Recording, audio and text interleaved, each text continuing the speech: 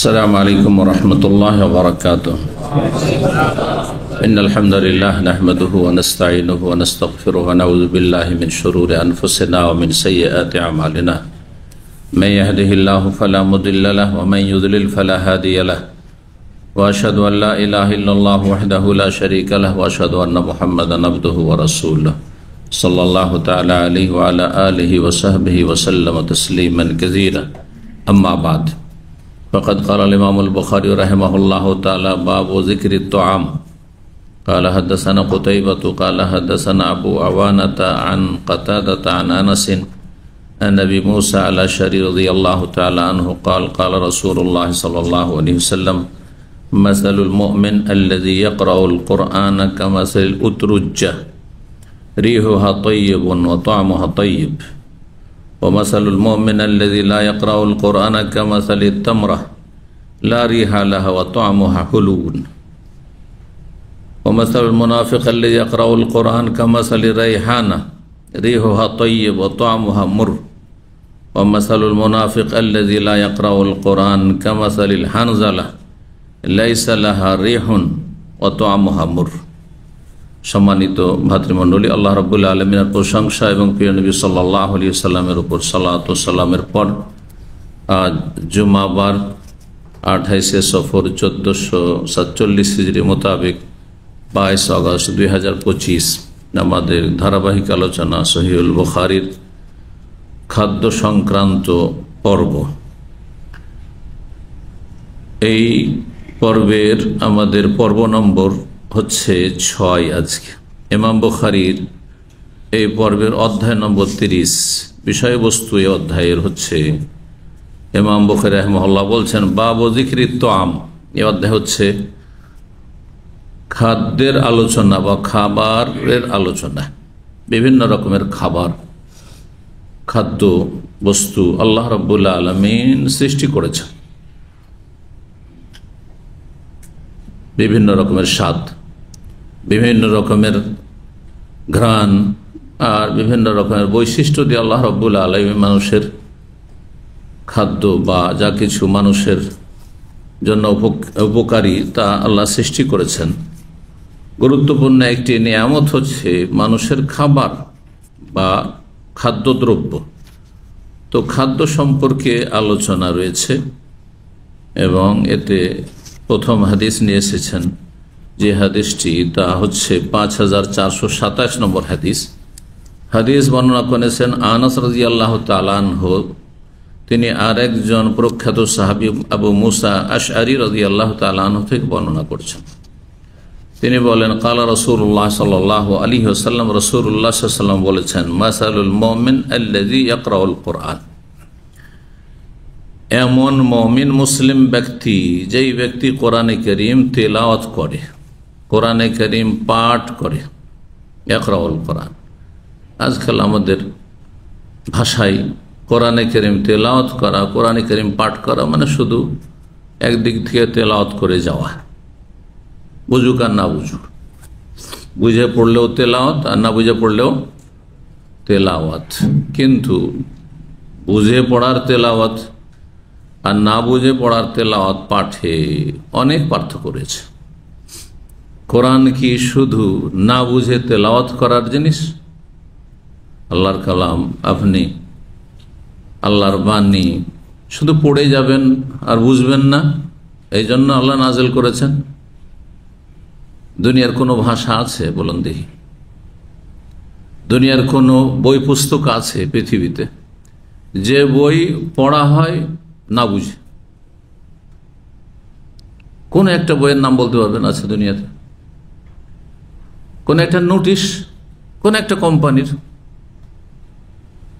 যে নোটিশটা আরবিতে আছে অথবা ইংলিশে আছে, আরব দেশে আছেন, হয় ইংলিশে থাকবে আর না হয় আরবিতে থাকবে, এখানকার মাতৃভাষা। আপনি একজন বাংলাভাষী, আর কেউ উর্দু ভাষী, হিন্দি ভাষী, নেপালি, হ্যাঁ বিভিন্ন ভাষাভাষী এখানে প্রবাসী, কেউ ফিলিপাইনি, কেউ ইন্ডোনেশিয়া, কত রকমের লোক চাকরি করছেন কত দেশে। হ্যাঁ, সবার ভাষা থেকে নোটিশ দেওয়া হচ্ছে,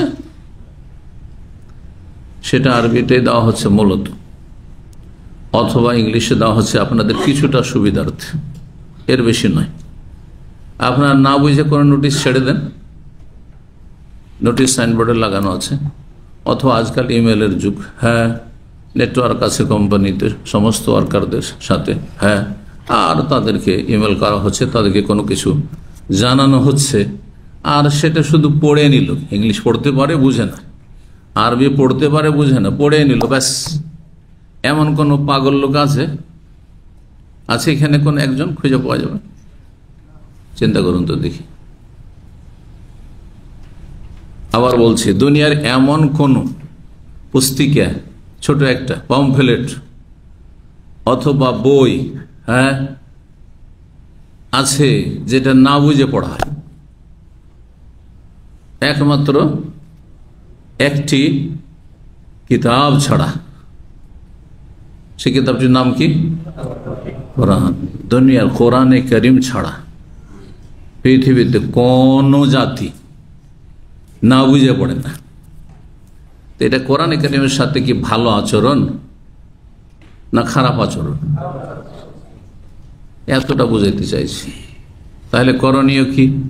করণীয় বাবা মায়ের ছিল যে আপনি একজন মুসলিম, আমি একজন মুসলিমের সন্তান, আমার বাবা মাকে কোরআন বুঝাবে, এমন জায়গায় লেখাপড়া করাবে যাতে আমি কোরআনটা বুঝতে পারি। যদি তারা না করে থাকেন, তাদের দায়িত্বে অবহেলা করেছেন। আল্লাহ জানে তাদের সাথে কি হবে, কে কতটা দায়িত্ব পালনের চেষ্টা করেছে।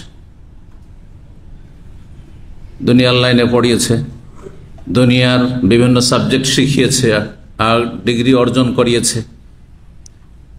দুনিয়ার বড় স্বার্থ ছিল, এই ছিল সেই ছিল, সব করেছে, সব করেছে, বহু স্তর কাটিয়ে অনেক ওপরে গেছে, কিন্তু আল্লাহর কালাম বোঝানোর জন্য কোনো ব্যবস্থা অভিভাবক করেনি। কুল্লুকুম মাসউল, কুল্লুকুম আলা কুল্লুকুম রাইন ওয়া কুল্লুকুম মাসউলুন রায়াত। প্রত্যেকে তোমাদের দায়িত্বশীল, প্রত্যেককে নিজ নিজ দায়িত্ব সম্পর্কে জিজ্ঞাসা করা হবে। এখন আপনি সাবালক হয়ে গেছেন, 15 বছর, 16 বছর, 18 বছর সাবালক হয়ে গেলে বাপের আর দায়িত্ব থাকে না। আপনার এখন দায়িত্ব আপনার ধর্ম শিখা। এতদিন জন্মসূত্রে বাই চান্সে মুসলিম হয়ে গেছিল, হিন্দুর ঘরে আল্লাহ পয়দা করেনি, চান্স পেয়ে গেছে যে মুসলিম ঘরে পয়দা হয়েছে। এখন বাই চয়েস মুসলিম হইতে হবে, ইখতিয়ার করতে হবে। হয় মুসলিম, তাহলে এলেম শিখো ফরজ আগে, আমল করো ফরজ ওয়াজিব আদায় করো, হারাম নাজায়েজ থেকে বাঁচো, আর এই পথে মানুষকে ডাকো, সূরা আসর। আর এর ওপর অবিচল থাকো, সবর করো, অতাওয়াসাউ বিস-সবর। 4টি কাজ করলে লাভবান, ক্ষতিগ্রস্ত না।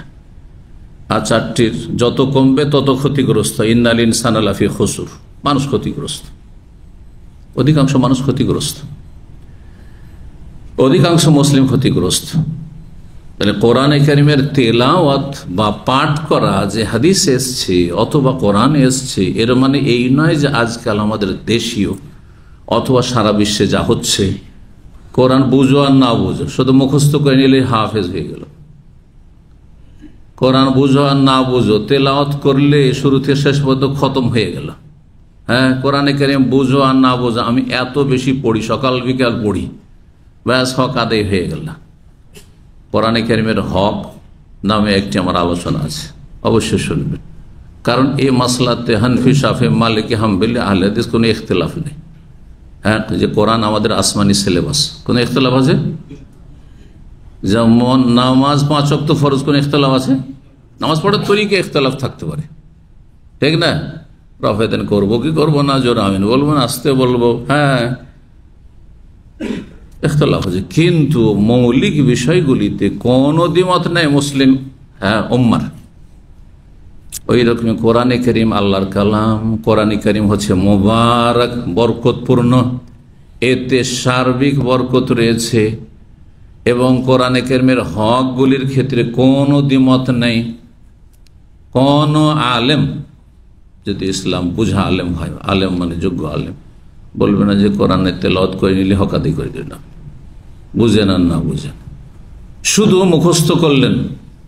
ঠিক ওই রকমই আমার একজন ক্লাসমেট মদিনা একই সাথে লেখাপড়া করেছে, মক্কা উম্মুল কোরা ইউনিভার্সিটির এখন সিনিয়র প্রফেসর, ডিপার্টমেন্টের হেড।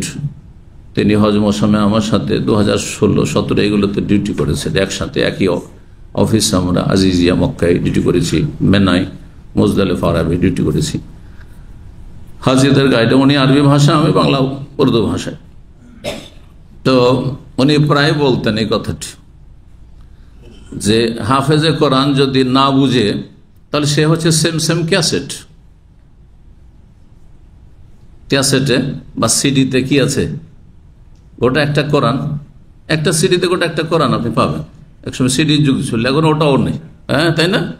আপনার মোবাইলে হয়তো হ্যাঁ আছে কোরআন, কোরআন অ্যাপসে পড়তেও পারছেন আপনি, কোরআন শুনতেও পারবেন আপনি, বিভিন্ন কারি তেলাওয়াত রেকর্ড করা আছে। আপনার মোবাইলটা বুঝে, আপনার ওই সিডিটা বুঝে, আপনার ওই ক্যাসেটটা কিছু বুঝে, হ্যাঁ যে ওর পেটে যে 30 পারা কোরআন রেকর্ড করা আছে, ঠিক ওই রকম হাফেজে কোরআন, কোরআনে কিছু বুঝেন না তো আপনার এখানে সিনাতে শুধু রেকর্ড করা আছে, সেম ক্যাসেট আর সিডির মতো, কোনো পার্থক্য নেই, কোনো পার্থক্য নেই। আল্লাহ তাহলে কি করতে হবে? কোরআনে হক আদায় করলে যেমন মানুষের কথা আপনার ফোরম্যান, সুপারভাইজার, ফি মাফি আগে এসে বুঝেছেন, কাজ করতে লাগার আগেই আপনি বুঝেছেন ফি মানে কি আর মাফি মানে কি, ঠিক না? তারপরে কাজ করেছেন, না হলে অযোগ্য, আপনি কিছু বুঝেন না। আপনি তাহলে রব্বুল আলমের খেতে আলাহুল মাসালুল আলা, সবচাইতে সুন্দর দৃষ্টান্ত রয়েছে আল্লাহর জন্য, যে আল্লাহর কালামকে বুঝতে হবে, যে আল্লাহ আমাকে আপনাকে কি সম্বোধন করছেন। আল্লাহর আদেশও বুঝলাম না, নিষেধও বুঝলাম না, শুধু তেলাওয়াতি করতে হবে, আকিমুস সালাত ওয়া আতুজ যাকাত লা তাকরাবু যিনা, আউযু বিল্লাহ, ওয়ালা তাকতুলু আওলাদাকুম ওয়ালা তাকতুলু আনফুসাকুম, পড়ছে ঠিকই কিন্তু কিছুই বুঝি না, তো অপরাধ তো হবেই। জি, এই জন্য কোরআনে কারিমে আল্লাহ বলছে ইন্নামা ইয়াখশাল্লাহ মিন ইবাদিহিল উলামা। আল্লাহ কোরআও বলেননি আর হুফাজও বলেননি, কারিও বলেন আর হাফেজও বলেননি। আল্লাহকে সত্যিকার অর্থে ভয় করে যে জ্ঞানী, যে কি জ্ঞানী, আল্লাহর ওহী সম্পর্কে জ্ঞানী, কোরআনের জ্ঞান রাখে, হাদিসের জ্ঞান রাখে, ইসলামের জ্ঞান রাখে। তাহলে কোরআন তেলাওয়াতের অর্থ হাদিসে যে শব্দ এসছে, এখন হাদিসটা যেহেতু ব্যাখ্যা করব সেই জন্য বলছি, ওই ব্যক্তি, ওই মুমিন আল্লাযী ইয়াকরাউল কোরআন, যে কোরআন পড়ে, মানে পড়ার মতো পড়া হচ্ছে, বুঝে পড়ছেন আপনি। এখন এই বয়সে কি করবেন বলা হয়নি, থেকে গেছে কথা। আপনি সর্বাত্মক চেষ্টা করবেন, এটার আপনার 1 নম্বরে গুরুত্ব থাকতে হবে যে আমি কোরআন অল্পই পড়ি, 1 পৃষ্ঠা 2 পৃষ্ঠা পড়ি, কিন্তু আমি বুঝার চেষ্টা করব। কেমন করে বুঝবো? তাহলে আরবির কিছু শব্দ যেগুলো কোরআনে বারবার করে ফিরে এসছে, একটু মুখস্থ করলেই হয়। ইয়ামালুন মানে কি হয়, হ্যাঁ, আর লা রাইবা মানে কি হয়, মুত্তাকিন মানে কি হয়, এইভাবে সহজ একটু বোঝার চেষ্টা। বারবার একটা কথা যদি রিপিট করেন তো আপনার স্মৃতিতে বসে যাবে। চেষ্টা করতে হবে। দুনিয়ার জন্য কত কি চেষ্টা করে আমরা শিখেছি, আর শিখতেও আছে, শিখা শেষ নেই। এখন ছোট ছোট বাচ্চাদের কাছে, নিজের সন্তান 7 বছর 8 বছর 5 বছর সন্তানের কাছে আমি স্মার্টফোন শিখছি, হ্যাঁ, যে কোনটা কি করতে হবে শিখছি না? সেখানে তো লজ্জা লাগে না যে ছোট বাচ্চার কাছে আমি কি এইগুলো শিখবো, আমার মানহানি হবে। তাহলে ইসলাম শিখতে অসুবিধা কোথায়? মানহানি আছে। এসব দুনিয়া শিখে আপনি কি পাবেন? দুনিয়ার কিছু লাভ পাবেন, কিন্তু আপনি আল্লাহর কোরআন শিখবেন, জান্নাত পাবেন, আপনি জাহান্নামের আগুন থেকে বাঁচবেন। সবসময় তুলনা করে, দুনিয়াকে আখিরাতের সাথে তুলনা করতে হবে, দিনকে দুনিয়ার সাথে তুলনা করতে হবে। আগে আপনার দিন, আগে আপনার আখিরাত, তারপরে দুনিয়া। আল্লাহ বুঝার তৌফিক দান করেন। ওই ইমানদার ব্যক্তি, সে কাফের নয়, মুনাফিক নয়, মুশরিক নয়, মুসলিম। আল্লাযী ইয়াকরাউল, যে কোরআন পড়ে, মানে বুঝে পড়ে, বুঝে বোঝার চেষ্টা করে, যে কোনো স্তরে ধাপে থাক না কেন, কোরআন পড়ে। কামাসাইল উতরুজ্জা, এই হাদিসে রয়েছে সেই ব্যক্তির উদাহরণ হচ্ছে কমলা লেবুর মতো। কমলা জাতীয় এক ধরনের লেবু, যা আরব দেশে পাওয়া যায়, আমাদের দেশে আমি দেখি নাই, যেটাকে উতরুজ্জাও বলা হয়, আবার উতরঞ্জাও বলা হয়। উতরুজ্জা জিমে তাসদীদ দিয়ে, আর উতরঞ্জা যখন নৌ চলে আসবে তখন আর জিমে তসদিদ হবে না। দুই রকমই বলা হয়। কমলা লেবু, লেবুর মধ্যে ওতে ঘ্রাণ বেশি, তাই না? মহাক ঘ্রাণ বেশি রয়েছে তাতে, আর স্বাদেও বেশ মজা কমলা লেবু খেতে। তো ওই ব্যক্তি, যেই ব্যক্তি মুমিন আর তার সাথে কি করে, ইমানদার সে মুসলিম, এক বৈশিষ্ট্য। 2 নম্বর হচ্ছে কি করে, কোরআন পড়ে, মানে কোরআনের জ্ঞান আছে, আল্লাহর কালাম বুঝার চেষ্টা করে, পড়ে এবং বুঝে পড়ে আল্লাহ কি বলছেন আমাকে। প্রতিদিন যদি আল্লাহ কি বলছেন একটু একটু করে জানেন, তাহলে জীবনে তো একটা সংশোধন হবে যে আমি আল্লাহর গোলাম, আল্লাহর বান্দা, আর তিনি আমার মাবুদ, তার হুকুম আমার জীবনে চলবে। হ্যাঁ, আমার কাজ হচ্ছে শুধু তার হুকুম পালন করা। আমার খেয়াল খুশি এক কদম বাড়ানো যাবে না, একটা নজর এদিক ওদিক দেওয়া যাবে না, যতক্ষণ আল্লাহ হুকুম না করেছেন, পারমিশন না দিয়েছেন। এখানে শুধু কি রয়েছে, ইমানদার মুমিন মুসলিম আর কোরআন পড়ে, মানে এলেম আছে, কোরআনে জ্ঞান আছে। সেই ব্যক্তির উদাহরণ বলা হয়েছে কি, কমলা লেবুর মতো। কমলা লেবুর মধ্যে কি বৈশিষ্ট্য রয়েছে বলছে, রিহুহা তাইয়িবুন ওয়া তা'মুহা তাইয়িব, তার ঘ্রাণটাও খুব, কি ঘ্রাণটাও খুব সুন্দর, তাইয়িব সুন্দর, তাইয়িব মানে সুন্দর, কেফালু তাইয়িব ভালো আছে, ঘ্রাণটাও খুব ভালো, ওয়া তা'মুহা তাইয়িব, এবং তার স্বাদ মজাটাও খুব সুন্দর। তার স্বাদটাও হচ্ছে খুব মজাদার, তাইয়িব। তো এর মধ্যে কমলা লেবুর মধ্যে কি রয়েছে, বা উত্তরজাতে কি রয়েছে, ঘ্রাণ ভালো আর স্বাদও ভালো। ঘ্রাণ ভালো আর স্বাদও ভালো, দুটো রয়েছে। তো একজন মানুষ কোরআন পড়ে, তো তার মধ্যে বৈশিষ্ট্য, একজন মুসলিম না হলে কাফের কোরআনই কেন পড়ে? তো একজন মুসলিম কোরআন পড়ে, আর তার মধ্যে কি রয়েছে, মুসলিম, এবং তার মধ্যে কি রয়েছে, কোরআন তেলাওয়াতের বৈশিষ্ট্য রয়েছে, কোরআন বুঝে পড়ে। সেই ব্যক্তি হচ্ছে, যদি বুঝে পড়ে তাহলে সবচেয়ে বেশি ঘ্রাণ। আবার একই ফলে বিভিন্ন রকম অবস্থা আছে কিনা, দেখেন আজকাল আপনার ওই কি খাচ্ছেন, কি বলে, হাবাব, তরমুজ কখনো বেশ মিষ্টি আর কখনো একবারে পানি, ঠিক কিনা? তো ওই রকমই কোরআন যদি পড়েন, কমপক্ষে নাও বুঝেন তো কমপক্ষে আপনি ওই পানি বুঝেন তো, পানির মতো স্বাদ আপনার ওই তরমুজ, ঘ্রাণ কম, অথবা তাতে আপনার স্বাদ কম, ঘ্রাণ তো আছে, কারণ কোরআন তেলাওয়াত করছেন, কোরআন সম্পর্কে জ্ঞান অর্জন করছেন, আপনি কোরআন পাঠ করছেন দৈনন্দিন, তো ঘ্রাণ আছে, কিন্তু স্বাদ কম।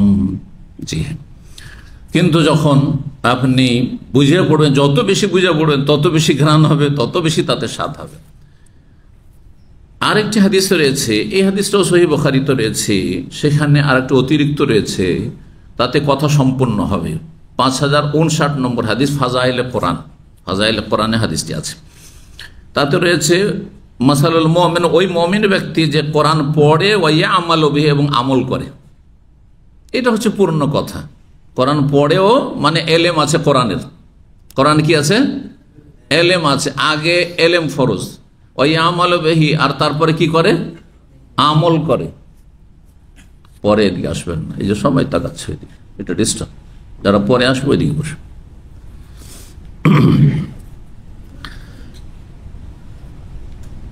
কি বুঝলেন? যে ব্যক্তি কোরআন পড়ে আর কি করে, আমল করে, এক হাদিস আর এক হাদিসের ব্যাখ্যা করে, তাহলে দুটো বৈশিষ্ট্য তার মধ্যে পাওয়া গেল। এমন মুসলিম যে কোরআন পড়েও মানে এলেম আছে কোরআনের, আর কোরআন অনুযায়ী মানে ওহী অনুযায়ী, কোরআন হাদিস অনুযায়ী আমল করে। দুটো যখন বৈশিষ্ট্য হইল, তখন তাতে দুটো গুণ পাওয়া যাবে। কি, রিহুহা তাইয়্যিব, তার ঘ্রাণটাও খুব সুন্দর আর স্বাদটাও খুব মজার। জি, এবার বুঝতে পেরেছেন? তাহলে একজন আলেম, একজন হাফেজ যদি আমলকারী হয়, একজন কারি যদি আমলকারী হয়, আলেম, হাফেজ আর কারি মানে মাদ্রাসা পড়তে হবে এটা জরুরি নয়, তবে মাদ্রাসা পড়াটা একটা গুরুত্বপূর্ণ বিষয়। একেবারে উপেক্ষা করা যাবে না। মাদ্রাসার বাইরেও জেনারেল লাইনে লেখাপড়া করিয়ে আপনি অনেক স্টাডি করেছেন, অনেক মেহনত করেছেন, যেমন কিছু মানুষ আছে আজকাল দেখতে পাচ্ছেন যে মাশাআল্লাহ তারা জেনারেল লাইনের হয়তো ডাক্তার অথবা তারা ইঞ্জিনিয়ার, কিন্তু দাওয়ার কাজ করছে, হেলেম আছে, মেহনত পরিশ্রম করেছে আপন জায়গা থেকে। আমাদের এখানকার ছাত্র 8 পাস 9 পাস মাধ্যমিক পাস ছিল যে ছেলেগুলো, সেই ছেলেগুলো এখানে একসময় আপনাদের মতো লেখাপড়া করে দেশে গিয়ে মাশাআল্লাহ হ্যাঁ তাই হয়ে গেছে, সে ছোট হোক আর বড় হোক, কিন্তু তাই হয়ে গেছে, দাওয়াতি কাজ করছে। তাহলে যেই ব্যক্তির কোরআনের ইলম আছে আর কি আছে, আমল আছে, সেই ব্যক্তি সবচেয়ে ভালো মানুষ ঈমানের সাথে, মুমিন মুসলিম, এবং সে কোরআনের জ্ঞানও রাখে আর আমল করে, সে হচ্ছে সবচেয়ে ভালো মানুষ। কার মতো?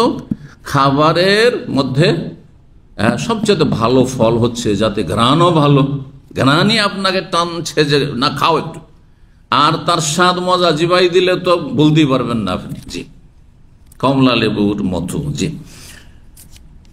তমাসালুল মুমিন, আর দ্বিতীয় শ্রেণীর মুমিন মুসলিম হচ্ছে আল্লাযী লা ইয়াকরাউল কোরআন। মুমিন কিন্তু মুমিন মানে আমল করে কিন্তু কোরআন পড়েন না, সারাদিন চলে গেল কোরআন পড়েন না, কয়েকদিন চলে গেল কোরআন পড়েন না, সপ্তাহ চলে গেল কোরআন পড়েন না, মাসকে মাস চলে যাচ্ছে কোরআন পড়ে না, ওই রমজান মাসে শুধু একটু হয়তো কোরআন ছুঁয়ে দেখে, হ্যাঁ কোরআন পড়ে না, কিন্তু ওই আমল বেহি, ওই হাদিসে রয়েছে আমল করে, সে কোরআন অনুযায়ী আমল করে, তো তাওহীদ ঠিক আছে, শিরক বিদআত মুক্ত আছে, 5 ওয়াক্ত সালাত পড়ে, রমজান মাসের সিয়াম রাখে, রোজা রাখে, আর সে যাকাত দেয়, সে হজ করে, উমরা করে, সে ভালো কাজ করে, মন্দ কথা কাজ থেকে বেঁচে থাকে, আমল করে, এক কথা আমল আছে। মুসলিম আমল আছে কিন্তু কোরআনের জ্ঞান তেমন নেই, মানে মুসলিম জনসাধারণ যারা হয়তো কোরআনের ভালো জ্ঞান রাখে না কিন্তু কি করে, আমলওয়ালা মানুষ, মুসলিম সালেহীন যারা ভালো মানুষ,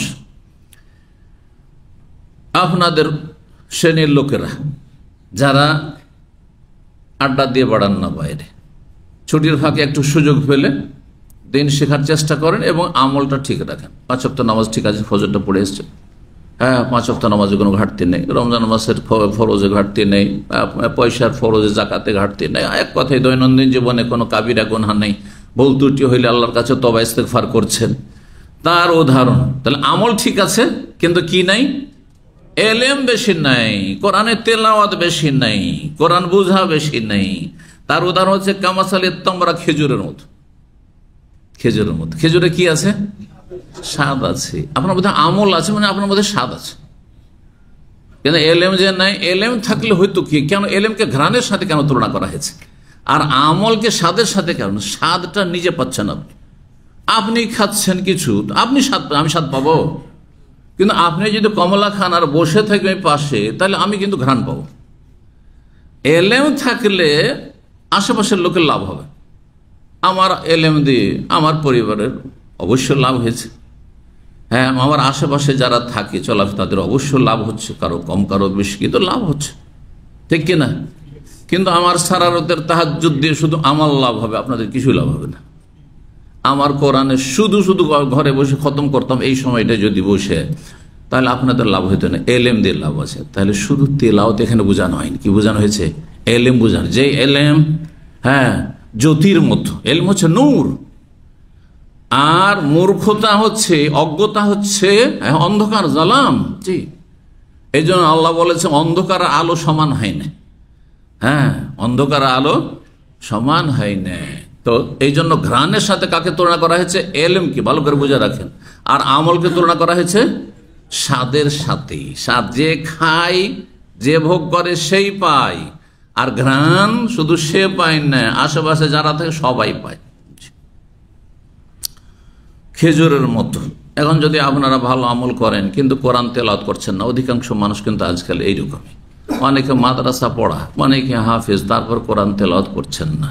যারা হাফেজ আর যারা কারি অথবা আলেম কোরআন তেলাওয়াত করছেন না, তারা তো গুনাহগার, অবশ্য গুনাহগার। কিন্তু জনসাধারণ কোরআন তেলাওয়াত না করলে গুনাহগার বলা যাবে না, কিন্তু কোরআনের উপর আমল আছে, কোরআনের মৌলিক জ্ঞান আছে, এতটা আবশ্যক থাকতে হবে, যেটা ফরজ। কারণ এরা হতভাগা, সিনাতে কোরআন আছে ভুলে যাচ্ছে, দুনিয়া নিয়ে মেতে আছে, কোরআনের জ্ঞান আছে কিন্তু জ্ঞান ছড়াচ্ছে না, কাউকে দিচ্ছে না, কৃপণ। অবশ্যই এরা নিন্দনীয়। এদের এলেম দিয়ে কি ফায়দা হইল? এর মাদ্রাসা পড়ে আর হাফেজ কারি ফায়দা কি হলো? যে কোরআন ছুঁয়ে দেখে না, শুধু রমজানে ব্যবসা করে, কোরআন দিয়ে ব্যবসা করে, শুধু ওই তারাই পড়িয়ে বেড়ায়। আল্লাহ হেদায়েত দান করুন। এদের সংখ্যা কিন্তু অনেক বেশি, আর এদের মধ্যে অনেকে বেআমল, আমলও নেই, হালাল হারামের তমিজও নেই, ফরজ অজবে ঘাটতি। জি, কমপক্ষে খেজুরের মতো হবে না, কমপক্ষে, কারণ খেজুরের স্বাদ আছে। লারিহা লাহা, তার কোনো ঘ্রাণ নেই খেজুরে, কিন্তু তামহা হুলউন, কিন্তু তার স্বাদটা হচ্ছে বড় মজাদার। ও মাসালুল মুনাফিক, আর যে মুনাফিক, মুনাফিক মানে বেআমল, মুনাফিক আমল করেন না, কপটতা আছে সেজন্য আমল করেন না। মুনাফিক আল্লাযী ইয়াকরাউল কোরআন, মুনাফিক সেই ব্যক্তি, কপটতা আছে। দেখেন নবী সাল্লাল্লাহু আলাইহি ওয়াসাল্লাম জামানে যারা মুনাফিক ছিল, অনেকেই দিন ধর্ম শিখত কিসের জন্য? আল্লাহকে খুশি করার জন্য না, নবীকে খুশি করার জন্য। হ্যাঁ, নবী সাল্লাল্লাহু আলাইহি ওয়াসাল্লাম থেকে দুনিয়ার স্বার্থ হাসিলের জন্য, যে গানিমাতে ভাগ পাবো, ফায়ের ধনে ভাগ পাবো, আর বাইতুল মালে ভাগ পাবো, আর কিছু দান অনুদান পাবো, আর দুনিয়ার স্বার্থ হাসিল করব। মদিনা মাতৃভূমি, যদি নবীকে অসন্তুষ্ট করে দিত, এখান থেকে উৎখাত করে দিতে পারে, যেমন ইহুদিরা এখান থেকে বিতাড়িত হইল, এই যে স্বার্থ হাসিলের জন্য। মুনাফিকও যদি কোরআন তেলাওয়াত করে, যার মধ্যে নেফাক কপটতা আছে। মুনাফিক কয় রকম? 3 রকম। কে বলছে 3 রকম? 4 রকম বলেন দেখি। এমনি গুলি ছুড়িয়ে দিলেন, লাগুক আর না লাগুক, 3 4 আর 2-3টা বললে তো একটা লেগে যাবে, তাই না? আমাদের ওই আম বাগান থেকে আম পাড়ার মতো ঢেল মারছি মারছি মারছি, ছোটকালে পাকা আম দেখে লাল হয়ে আছে গাছে, গাছ পাকা আম, ঢেল মারতে মারতে 2-4-5টা মারতে মারতে সেটা লেগেই গেল, পড়ে গেল। বুঝতে পেরেছেন? তো ওই রকম করবেন না। হ্যাঁ, মুনাফিক 2 প্রকার। হ্যাঁ, কি কি? আমলের কর্মগত মুনাফিক, কিন্তু ঈমান বিশ্বাস ঠিক আছে। আর একটা হচ্ছে আকীদা বিশ্বাসের, আল্লাহ পরকালে বিশ্বাসী নাই, ও রসুলকে বিশ্বাসী করে না, কোরআনকে বিশ্বাসী করে না, ওহীকে বিশ্বাসী করে না, কিন্তু দুনিয়ার স্বার্থে, যেমন মদিনার মুনাফিক না, তখন এরকম ছিল। আজকালকার মুসলিম সমাজের নাস্তিক, যারা মুসলিমদের কাছ থেকে ভোট চায়, শুধু ও ক্ষমতায় পাঠিয়ে দেন, ব্যাস টুপি নিয়ে নিয়ে মসজিদে হাজির। হ্যাঁ, টুপি পাঞ্জাবি আছে না? জি, কিন্তু ইসলাম বিদ্বেষীরা বলে আমরা শরিয়া আইনে বিশ্বাসী না। হ্যাঁ, আমরা দেশ থেকে মৌলবাদকে উৎখাত করতে চাই। মুনাফিকেরা আসলে আকীদার মুনাফিকেরা। হ্যাঁ, ইমানও আগেই নষ্ট হয়ে গেছে এদের, কখনো এদের ইমান নেই আল্লাহ পরকালে। আউযু বিল্লাহি মিনাশ শাইতানির রাজিম।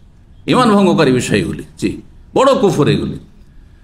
আর আমলের মুনাফিক, যে আল্লাহ পরকাল সবকিছুতে বিশ্বাস আছে, কিন্তু ইমানের দুর্বলতার কারণে কখনো কখনো দুনিয়ার স্বার্থে কিছু গুনাহ হয়ে যায়।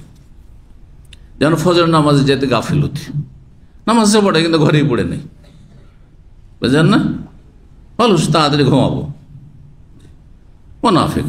মুনাফিক কিন্তু আকীদার মুনাফিক না, ইসলাম থেকে খারিজ না। হ্যাঁ, শিখছে, টাকা পয়সা ধার নেই, আর তারপরে ওয়াদা ঠিক রাখেন না, কারণ নিজের স্বার্থ, আপনার স্বার্থ দেখে না যে আপনার কাছ থেকে ধার নিচ্ছে, আপনারও টাকাটার প্রয়োজন আছে, এটি চিন্তাই করে না। ও নিজের স্বার্থ সবসময় বড় ওর কাছে, কিন্তু সে আল্লাহ পরকালে বিশ্বাসী। এ হচ্ছে আমলের মুনাফিক। ওয়াদা আখলা, ওয়াদা করছে, ওয়াদা খেলাপি করছে। আমার কাছ থেকে 3 মাস 4 মাস 5 মাস বলে নিয়ে 3 বছর 5 বছর পরও দিয়েছে অনেকে। এইখানে দাম মামে, কাকে বিশ্বাস করবেন আপনি? যাদেরকে আমরা দিনী ভাই মনে করতাম, অনেকেই এরকম আছে।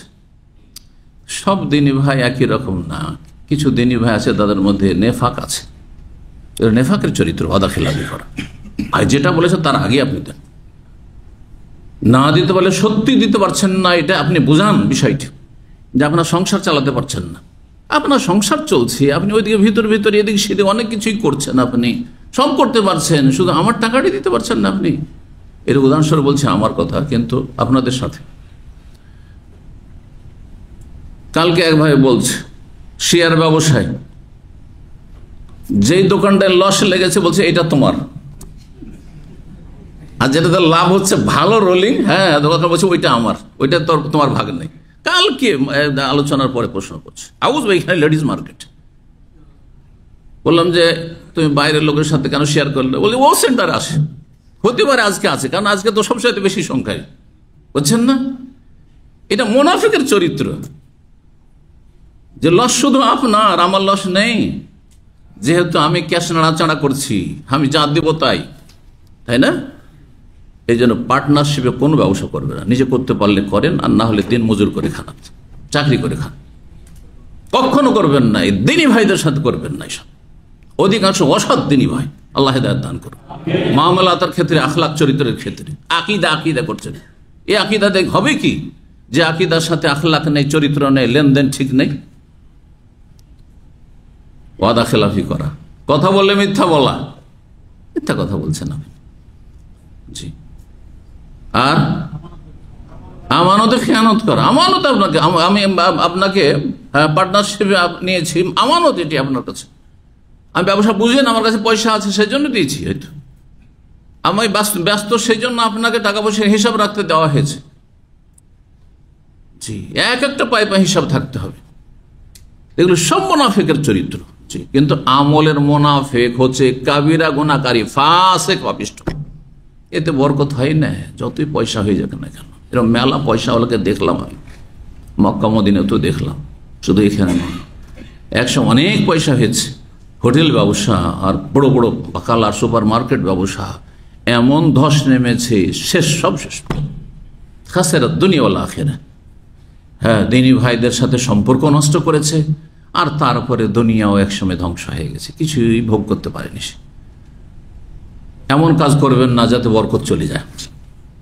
কথা লম্বা হয়ে যাচ্ছে। তাহলে মোনাফেক হচ্ছে দুই রকম, আকীদার মোনাফেক, মুসলিম নয়, মাঝে মাঝে ওদের মুখ দিয়ে কুফরি কথা বেরিয়ে যায়, ওতে বোঝা যায় যে এটা আকীদার মুনাফিক, না হলে ট্যাগ লাগাইতাম না, বুঝতে পারছেন না? কারণ ভিতরের খবর আমরা জানি না যে কি আকীদার মুনাফিক। আল্লাহ বলছেন কাদ বাদাতিল বাগদাউ মিন আফওয়াহিহিম, তাদের মুখ দিয়ে ইসলাম বিদ্বেষিতা প্রকাশ পেয়ে গেছে, না হলে বুঝতেই পারতাম না আমরা। ওমা তুখফি সুদুরুহুম আকবার, আর ভিতরে অন্তরে যে তাদের ইসলামের শত্রুতা এমন ভাবে বদ্ধপরিকর হয়ে আছে, বসে আছে, যেটা এর চাইতে অনেক বেশি মারাত্মক। এর ইসলামকে মুছে দিতে চায়, ঘরের দুশ্মন, ঘরের দুশ্মন। আপনার ভাই যদি দুশ্মন হয় তো বাড়িতে বাস করা মুশকিল। আরে বাইরের দুশ্মন থেকে বাঁচা যায়, কিন্তু ঘরের দুশ্মন থেকে বাঁচা যায় না। মুনাফিক সবচেয়ে বেশি খতরনাক, এবং বাইরের শক্তিগুলি নিজে সরাসরি হস্তক্ষেপ করতে আসে না ইসলামের উপর, এরা এই মুনাফিক দিয়ে ইসলামকে ধ্বংস করাচ্ছে। জি, আল্লাহ হেফাজত করুন তাদের অনিষ্ট থেকে, আল্লাহ মুনাফিকদের সর্বনাশ করুক। জি, তো যে মুনাফিক কপট, কিন্তু আল্লাযী ইয়াকরাউল কোরআন পড়ে, কোরআন পড়ে, কোরআন পড়ে আর আমলও করে, কোরআন পড়ে কিন্তু মুনাফিক সে, কামাসালি রাইহানা, তার মধ্যে কি রয়েছে? হ্যাঁ, তার উদাহরণ হচ্ছে রাইহানার মতো। রাইহানা এক ধরনের গাছ, যেই গাছের তর্জমা কাছাকাছি, সেটাই হইতে পারে, অথবা সেটা কাছাকাছি। কারণ আরব দেশে কিছু কিছু গাছ আছে যেগুলো আমাদের দেশে নেই, হ্যাঁ, আর আমাদের দেশে কিছু কিছু গাছ আছে যেটা আরব দেশে নেই, ঠিক না? আমাদের সেই গাছে তুলসী, বুঝলেন তো, তুলসী পাতা, তুলসীর গাছ। তুলসীর গাছ কেমন? হ্যাঁ, ঘ্রাণ আছে না নেই? ঘ্রাণ আছে। তো বলছে কামাসালি রাইহানা, ওই তুলসী গাছের মতো, তুলসী গাছ বা তুলসী জাতীয় গাছের মতো। রিহুহা তাইয়্যিব, তার ঘ্রাণটি তো খুব সুন্দর। তুলসী গাছ একটা যদি বাড়িতে থাকে, বাড়ির উঠানে থাকে, গোটা বাড়ি আপনার সুগন্ধিময় হয়ে যাবে, হ্যাঁ, ঘ্রাণ হয়ে যাবে। তো মহামুরুন, কিন্তু এই তুলসী পাতা এবং তুলসীর ফল বড়ই তিক্ত, বড়ই তিক্ত। মুনাফিক যেহেতু, কিন্তু কোরআন পড়ছে, তো কোরআন পড়ছে, এখানে এমন লোকদেরকে বোঝানো হয়েছে যাদের এলেম আছে, হয়তো এলেম, ইকরাউল কোরআন পড়ে মানে এলেম আছে, কিন্তু আমল নেই, বক্তা। আজকালকার সমাজের মেলা বক্তা আছে যারা বেআমল, কিন্তু মানুষকে মেলা ভালো ভালো কথা বলছে, জলসা মাহফিলে ওয়াজে স্টেজে উঠিয়ে দেন, কত চমৎকার চমৎকার কথা বলছে, কিন্তু তার ভিতরে খবর নিয়ে দেখেন তার ইবাদত বন্দেগীতে গাফিলতি, তার আখলাক চরিত্র খারাপ। হ্যাঁ, সে পয়সার ফিতনায়, হারাম পয়সায় ডুবে, হারাম রোজগারে ডুবে আছে, নারী ফিতনায় ডুবে আছে, বিভিন্ন রকমের ফিতনায় হারামে জড়িয়ে আছে, বিভিন্ন রকম হারামে জড়িয়ে আছে, অসৎ প্রকৃতির। এ হচ্ছে ওই তুলসী পাতার মতো। হ্যাঁ, যার স্বাদ, মানে স্বাদ দিতে, কারণ আমল তো নাই, বেআমল মুনাফিক, কিন্তু কোরআন পড়ে সে, মানে কোরআনের কথা চর্চা করে, মানুষকে শোনায়, নিজে পড়ে, মানে আশেপাশের লোক হ্যাঁ তার থেকে কোরআন দ্বারা উপকৃত হয় কিছু, তাহলে আপনার থেকে আলো পায়, আর আপনি যদি প্রদীপের তলার মতো হয়ে যান, তাহলে আপনি হচ্ছেন ওই এর মতো, তুলসী পাতার মতো।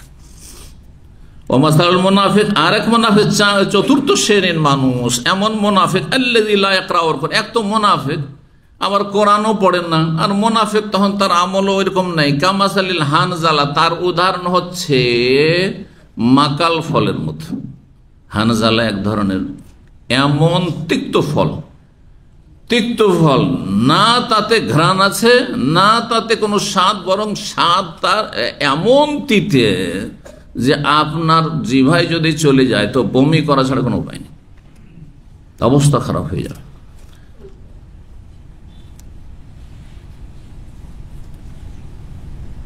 হানজালা এক ধরনের ফল, আজকাল গুগলে দেখাচ্ছে, যেটা একটু সবুজ আর লাল দেখাচ্ছে, সবুজের উপরে একটু লালি ভাব হয়ে আছে, এরকম দেখাচ্ছে আরব দেশে। আর মাকাল ফল আবার অন্যরকম হয়। মাকাল ফল কেমন হয় দেখতে, দেখেছেন কোন মাকাল ফল? মাকাল ফল কেমন?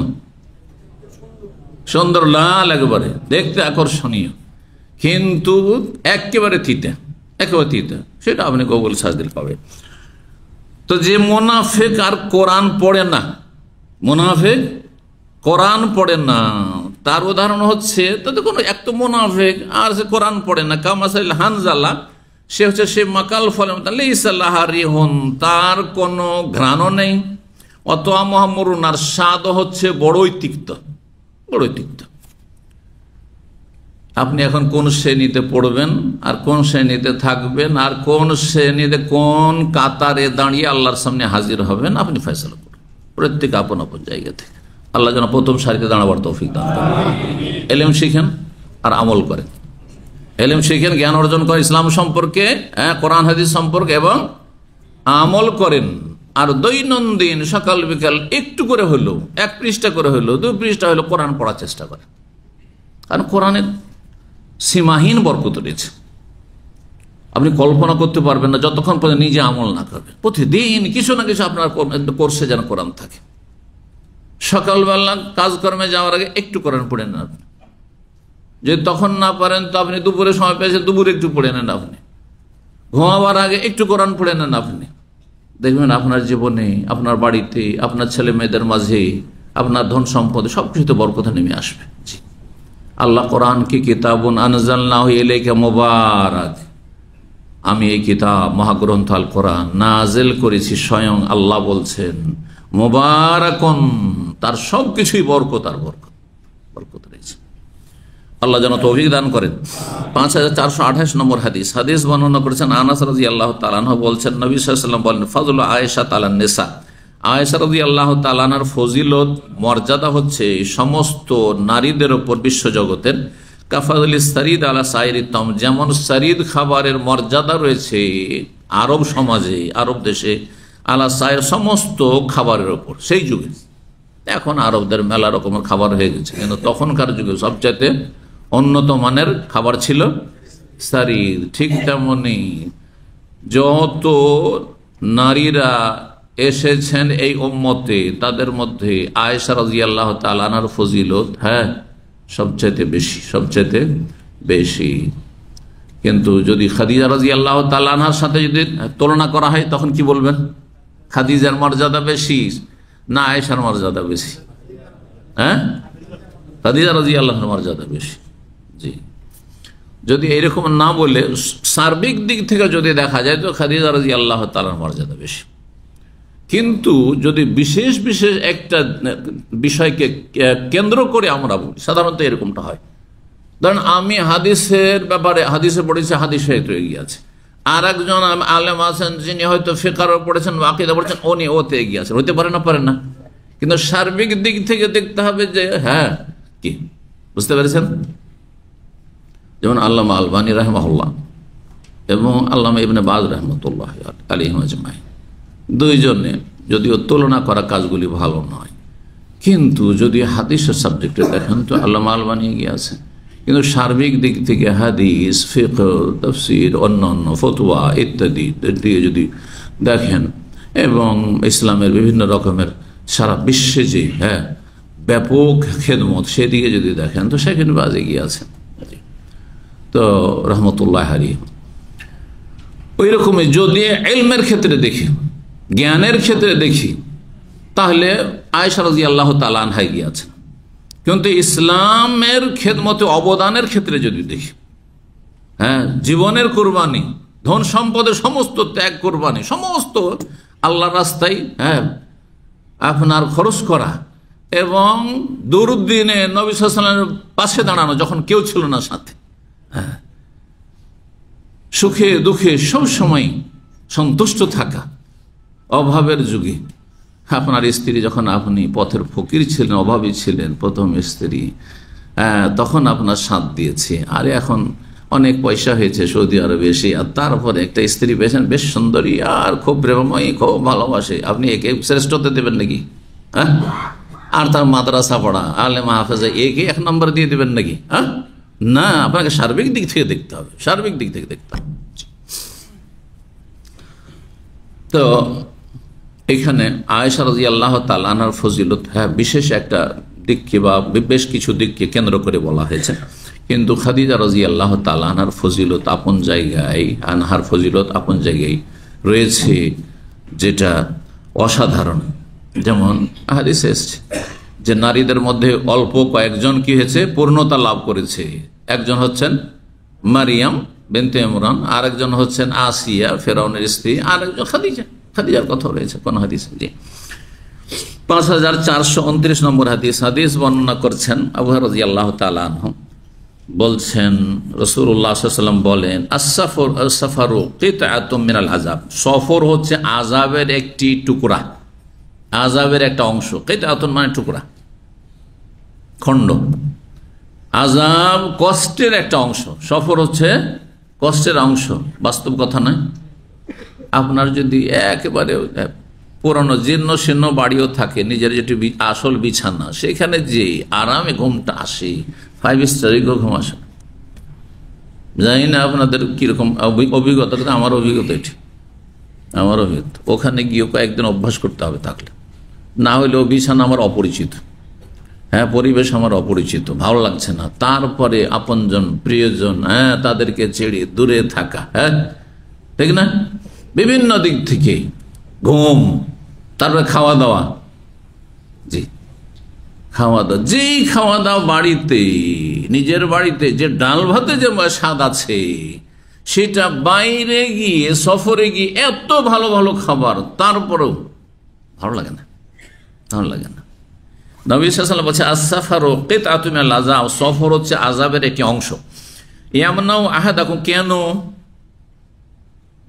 কারণ এই সফর বাধাগ্রস্ত করে তোমাদের ঘুমকে, প্রথম তোমাদের খাবারকে, যে অভ্যাসগত খাবার রয়েছে সেই অভ্যাসগত সবকিছু পান না। বেশ কিছু আপনার অভ্যাস আছে এমন হয়ে গেছে, মজ্জাগত বিষয় হয়ে গেছে, এগুলো না হলে নাকটা কেমন যেন লাগছে। ফায়দা কাজা নাহমাতাহু, নাহমাতাহু মানে হাজাতাহু, যখন সফরে তোমার প্রয়োজন মিটে যাবে, সম্পন্ন হয়ে যাবে, মিন ওয়াজহি মানে সেখান থেকে, সফর থেকে, ফালে ইয়াজাল ইলা আহলি, তাড়াতাড়ি তুমি পরিবারের কাছে চলে আসো, আযাবে থাকিও না। এই জন্য পূর্বাস জীবন যতই পয়সা হোক না কেন, যারা পরিবার ছাড়া আছেন, এখানে স্ত্রী নেই, ছেলে মেয়ে নেই, ভালো ভালো অ্যামাউন্টের বেতন পেয়েও একটা যেন তিক্ততা আছে জীবনে, একটা যেন অসাধ, কি যেন একটা শুষ্কতা আছে, শূন্যতা আছে। এটা আমার অনুভূতি এক সময় ছাত্র জীবনে, বৈবাহিক জীবনে লেখাপড়া করেছি মদিনা ইউনিভার্সিটিতে, তারপরে বেশ কিছুদিন থেকেছি। তো কথা হচ্ছে যে এতে কোনো শান্তি নেই, এই জন্য যখনই তোমার সফরের কাজ শেষ হয়ে যাবে, যে না আমার এত গরজ নাই আর, তাহলে তাড়াতাড়ি নিজ পরিবারের কাছে চলে যাও, সেখানে শান্তি আছে, সেটা যে ধরনের সফর হোক না কেন। 31 নম্বর অধ্যায় বাবুল ওদুম। এই অধ্যায় হচ্ছে বিভিন্ন রকমের তরি তরকারি সম্পর্কে। তরি তরকারি আল্লাহ হালাল করেছেন, তাইয়্যিবাত করেছেন। 5430 নম্বর হাদিস বর্ণনা করছেন কাসেম বিন মোহাম্মদ, ইসমাইল বিন জাফর ইবনে রাবিয়া বর্ণনা করছেন। তিনি বলছেন যে তিনি শুনেছেন প্রখ্যাত তাবি কাসেম বিন মোহাম্মদ বিন আবি বকর সিদ্দিক রাদিয়াল্লাহু তাআলা আনহু। বুঝতে পারলেন এবার? মানে কাসেম তাহলে কে ছিলেন? আবু বকর সিদ্দিক রাদিয়াল্লাহু তাআলা আনহুর ছেলের ঘরের নাতি, পোতা। আমরা পোতা বলি, বুঝেন না? কোন কোন অঞ্চলে ছেলের ঘরের গুলোকে পোতা পুতিন বলা হয়, আর মেয়ের ঘরের গুলোকে নাতিন বলা হয়। তো আর প্রখ্যাত তিনি ইমাম ফকি আলেম তাবেঈ ছিলেন। তাবেঈদের মধ্যে 7 জন মদিনার সবচেয়ে বড় ইমাম আলেম ছিলেন, তাদের অন্যতম কাসেম বিন মোহাম্মদ। হুম ওবাইদুল্লাহ উরওয়াত কাসেম, একটি আমি কবিতার আকারে ছন্দের আকারে পড়ে থাকি মাঝে মাঝে। সাইয়্যিদুন আবু বকরিন সুলাইমান ও খারিজা। তো তিনি বর্ণনা করে বলছেন কানাফি বারিরা সালাসো সোনানিন। বারিরা রাদিয়াল্লাহু তাআলা আনহা, যে মা আয়েশা রাদিয়াল্লাহু তাআলা আনহার দাসী ছিলেন আর তাকে স্বাধীন করেছিলেন তিনি খরিদ করে, তার ঘটনায় 3টি বিধান প্রতিষ্ঠিত হয়েছে। তার যে ঘটনা, স্বাধীন করার ঘটনা, যে মা আয়েশা রাদিয়াল্লাহু তাআলা তার মালিকের কাছ থেকে খরিদ করে নিলেন আর তারপরে তাকে আজাদ করে দিলেন, মুক্ত করে দিলেন দাস থেকে, দাস মুক্তি দিলেন, যে তোমাকে আল্লাহর জন্য আমি ছেড়ে দিলাম, তুমি স্বাধীনভাবে এখন দিন শিখা আমল করো আর তুমি জীবনযাপন করো।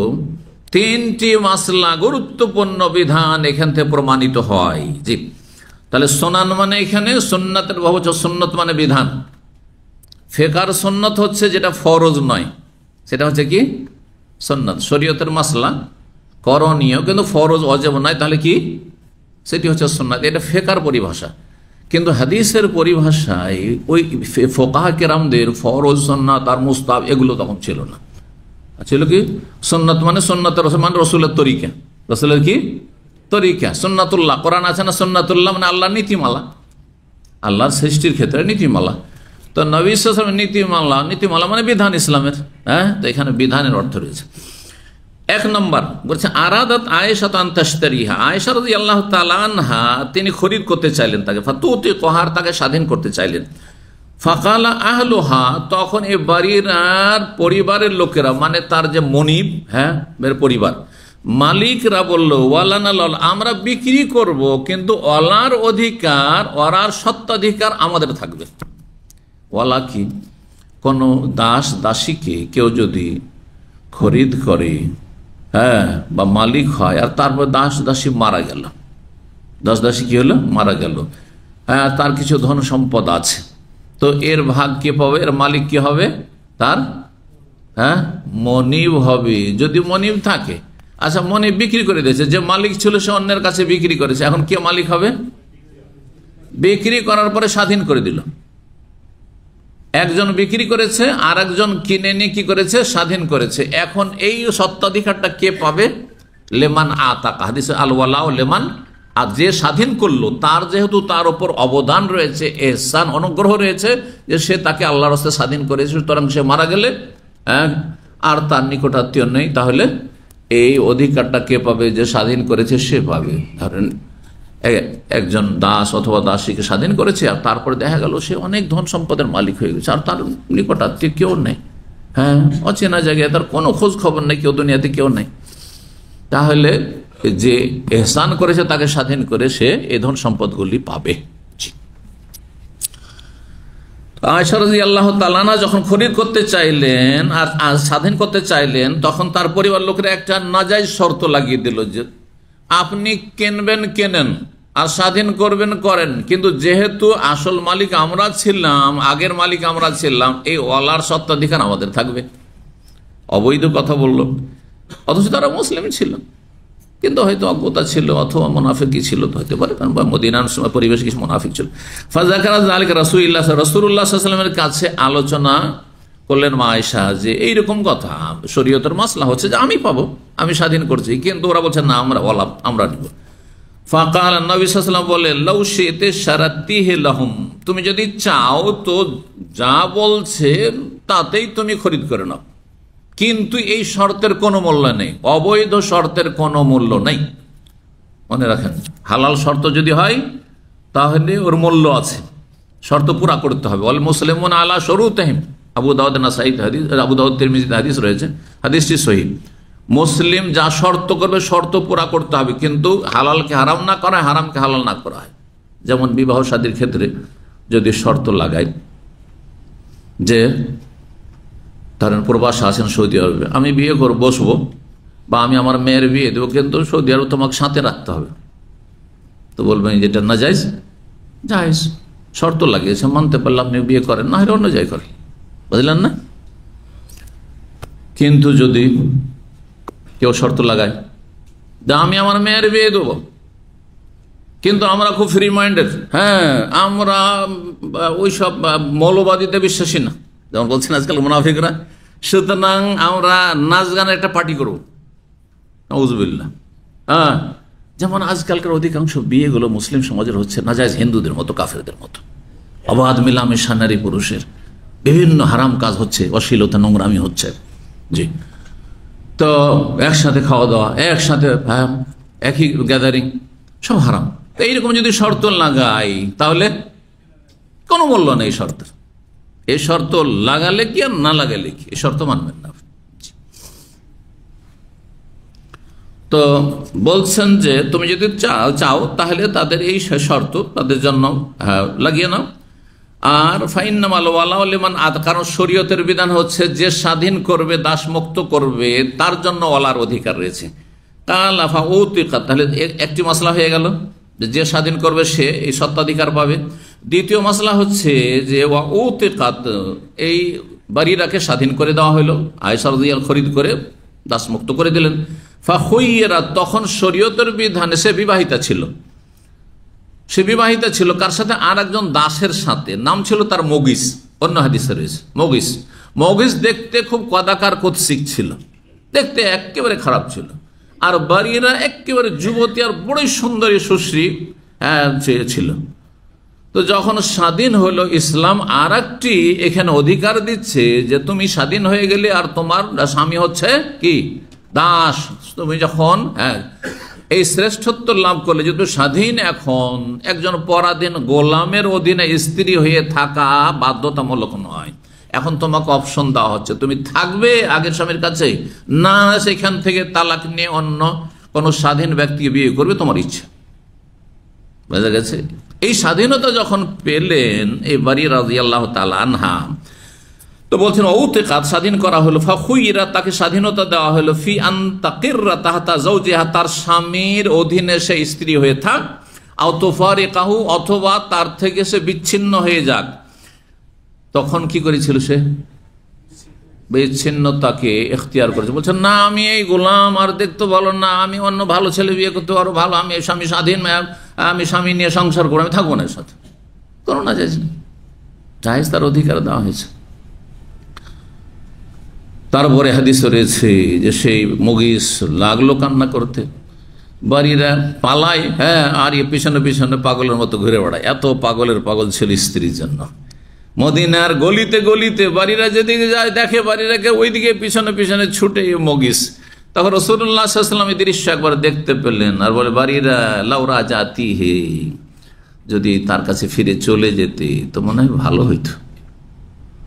তখন নবী সাল্লাল্লাহু আলাইহি সাল্লামের এই কথার উত্তরে বাড়িরা কি বলেছিলেন?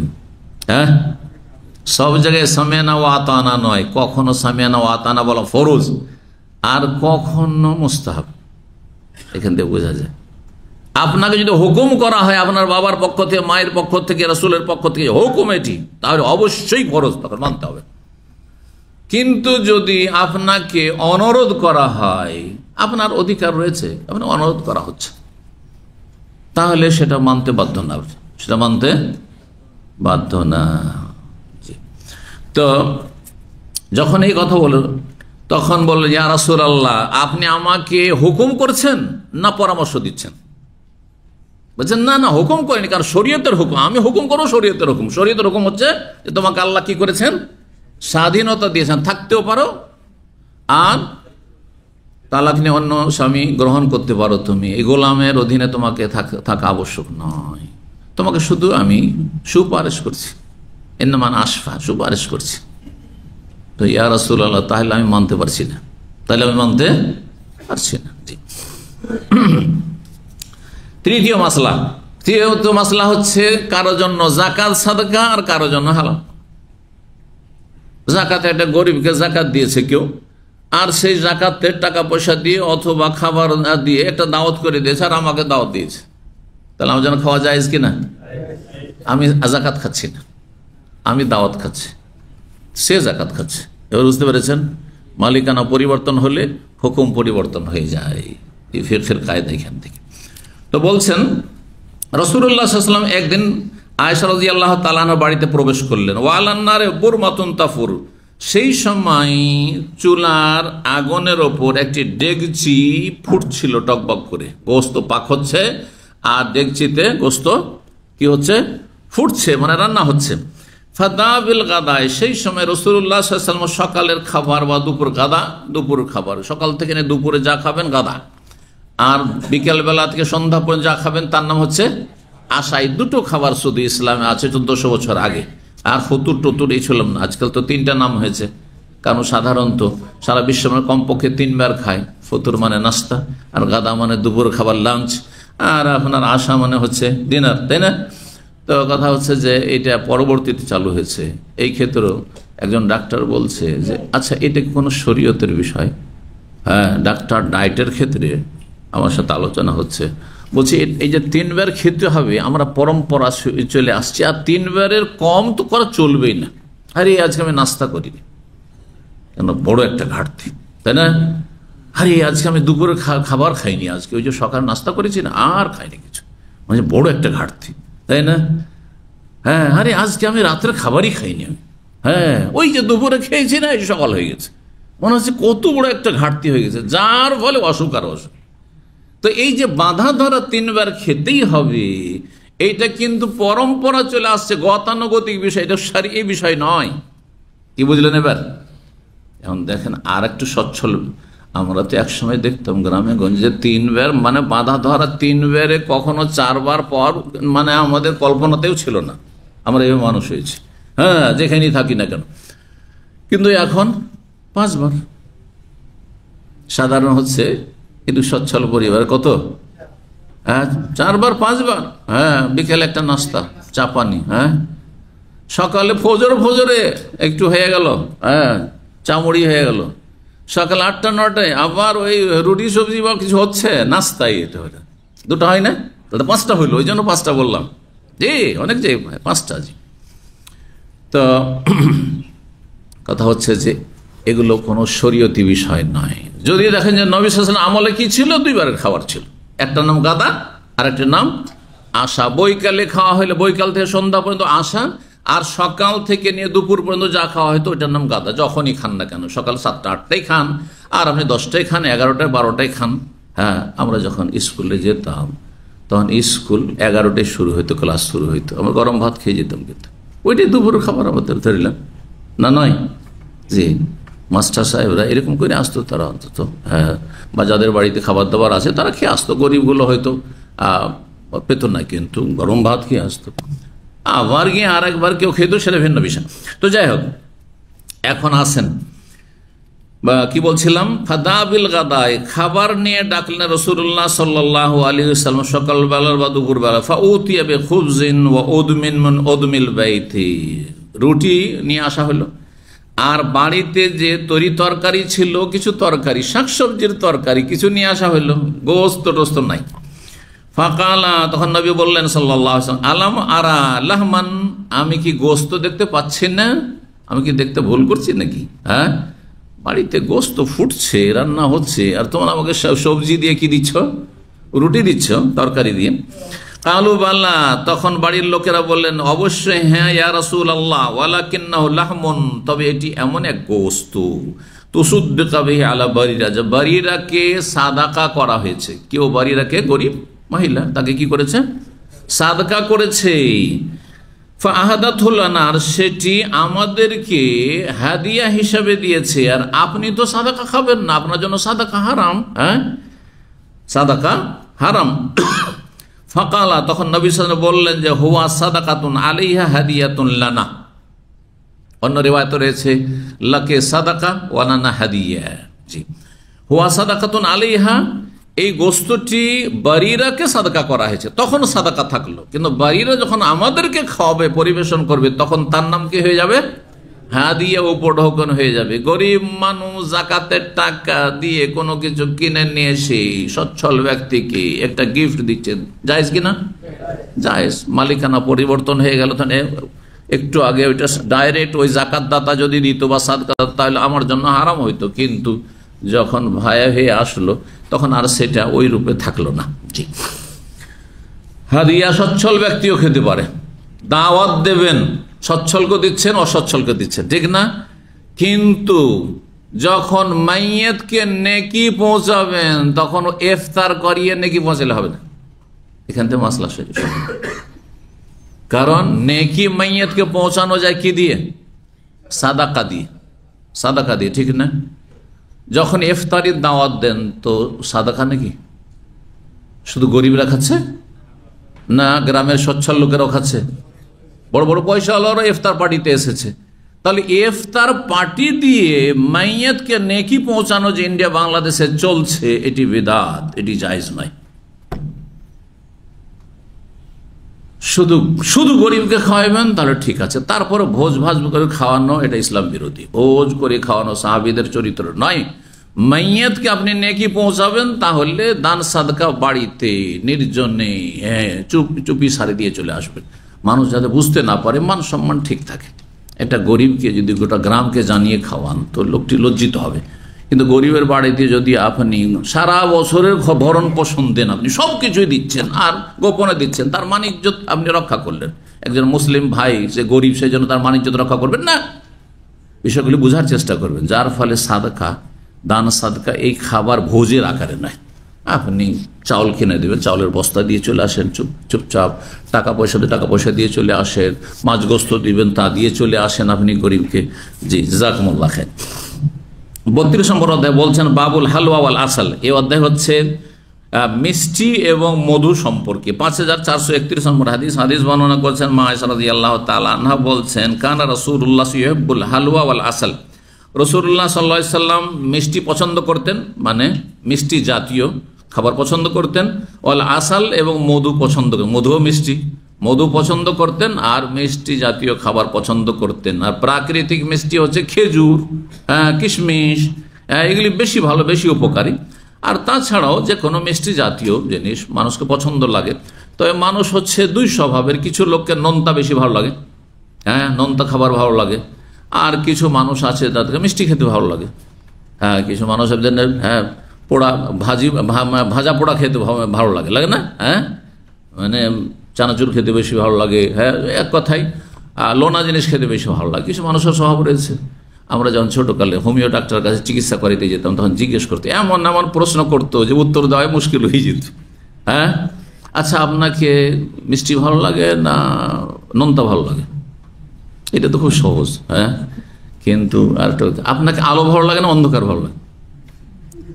আলোতে থাকতে ভালো লাগে না অন্ধকারে থাকতে ভালো লাগে? কোনটা ভালো লাগে? এইভাবে এক এক করে প্রশ্ন করতো, অনেক প্রশ্ন, তারপরে তখন ও চিকিৎসা নির্ণয় করতো। জি, তো 5432 নম্বর হাদিস বর্ণনা করছে আবু হুরায়রা রাদিয়াল্লাহু তাআলা বলছেন, কালা, তিনি বলেন, কুনতু আলজামুন নবী সাল্লাল্লাহু আলাইহি ওয়াসাল্লাম, আমি নবী সাল্লাল্লাহু আলাইহি ওয়াসাল্লামের সাথে সব সময় লেগে থাকতাম। আলজাম মানে একেবারে লেগে থাকতাম, অতপ্রত হয়ে জড়িত থাকতাম, সব সময় নবী সাল্লাল্লাহু আলাইহি ওয়াসাল্লামের কাছে থাকার চেষ্টা করতাম। কারণ আবু হুরায়রা রাদিয়াল্লাহু তাআলা বাড়ি ছিল না, ঘর ছিল না, পরিবার ছিল না, ছেলে মেয়ে ছিল না, কিচ্ছু ছিল না। খয়বরের যুদ্ধের সময় 7ম হিজরিতে হিজরত করে আসলেন সেখানে, আর আসার পরে মাত্র 4টা বছর, 7ম, 8ম, 9ম, 10ম, 4টা বছর, 4টা বছর সবচেয়ে বেশি হাদিসের হাফেজ হচ্ছেন, সবচেয়ে বেশি হাদিস বর্ণনাকারী আবু হুরায়রা রাদিয়াল্লাহু আনহু। 5200-র বেশি তিনি হাদিস বর্ণনা করেছেন। তো বলছেন আমি নবী সাল্লাল্লাহু আলাইহি ওয়াসাল্লামের সাথে সবসময় লেগে থাকতাম, আর আমি নিজের আয় উপার্জনের কখনো চিন্তা করতাম না। কোথায় থাকতেন? তাহলে মসজিদে থাকতেন। মসজিদে কাছাকাছি 70 জনের মতো সাহাবায়ে কেরামগণ যারা সর্বহারা ছিলেন, যারা নিঃস্ব ছিলেন, কিছুই ছিল না তাদের, না বাড়িঘর, না তাদের রোজগার, না তাদের সংসার স্ত্রী, কিছুই ছিল না, একেবারে অভাবী। তো তারা মসজিদে অবস্থান করতেন। তাদেরকে আসহাবে সুফা বলা হইতো। কি বলা হইতো? আসহাবে সুফা মানে সুফি না, সুফিতে সওয়াদ ওয়াও তারপর ফা আছে, আর সুফাতে সওয়াদ ফা ফা ফায়ে তাসদীদ, ঠিক না? এই জন্য যারা সুফি পীর মুরিদের ব্যবসায়ী বলে আমরা হচ্ছি আসহাবে সুফার বংশ, এটা ধোঁকাবাজি। কিন্তু ভালো করে শুনে রাখেন না, হ্যাঁ, এদের সাথে ওদের কোনো সম্পর্ক নেই। তারা ছিলেন যাদের কিছুই ছিল না, হ্যাঁ, যার ফলে তারা থাকবেন কোথায়? মসজিদেই থাকতেন। এখন বাড়ি ঘর কারণ না, তাহলে কোথায় থাকবে? মসজিদে। আর প্রয়োজনে মসজিদে থাকা জায়েজ, এটিও মশলা মনে রাখেন। প্রয়োজন যদি কারো থাকে তো মসজিদে থাকা জায়েজ হয়ে সাহাবায়ে কেরাম মসজিদে থাকতেন। অনেকে প্রয়োজন নেই, বাড়িতে জায়গা নেই থাকার, মসজিদে থাকতেন। তো আসহাবে সুফা বিশেষ একটি জায়গা নবী নির্ধারণ করে দিলেন মসজিদে, সেই জায়গায় তারা থাকতেন। আর মসজিদে কোনো হাদিয়া আসলো, কোনো কিছু নবী সাল্লাল্লাহু কাছে আসলো, অথবা মসজিদে কেউ খেজুর নিয়ে চলে আসলো, কিছু নিয়ে আসলো, দুধ নিয়ে আসলো, ওগুলো খেতেন। অথবা কেউ দাওয়াত দিল, নবী সাল্লাল্লাহু তাদেরকে নিয়ে চললেন। এইভাবে কখনো তাদের সংখ্যা কমতো, কখনো বেশি হইতো। তো বলছেন যে নবী সাল্লাল্লাহু আলাইহি ওয়াসাল্লামের সাথে আমি সবসময় লেগেই থাকতাম। লেশিবায়ে বাতানি, আমার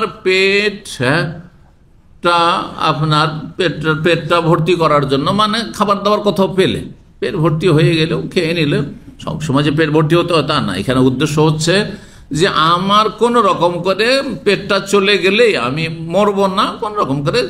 আর আমার এই চিন্তা ছিল না যে কোথাও আমি কিছু ইনকাম করি, উপার্জন করি, আর এসব সংসার করি, ঘর করি, এসব কোনো চিন্তা নেই। সেবায় বাতনি, আমার পেট ভর্তি করার উদ্দেশ্যে আমি সেখানে নবী সাল্লাল্লাহু সাথে লেগেই থাকতাম, যে আমার পেটের চলে যাচ্ছে প্রয়োজন। সুতরাং সেই সময় কি খেতাম? বলছে হিন আল্লাহ আকুলুল খামির, তখন কোনো আটার রুটি কখন আমরা খাইনি।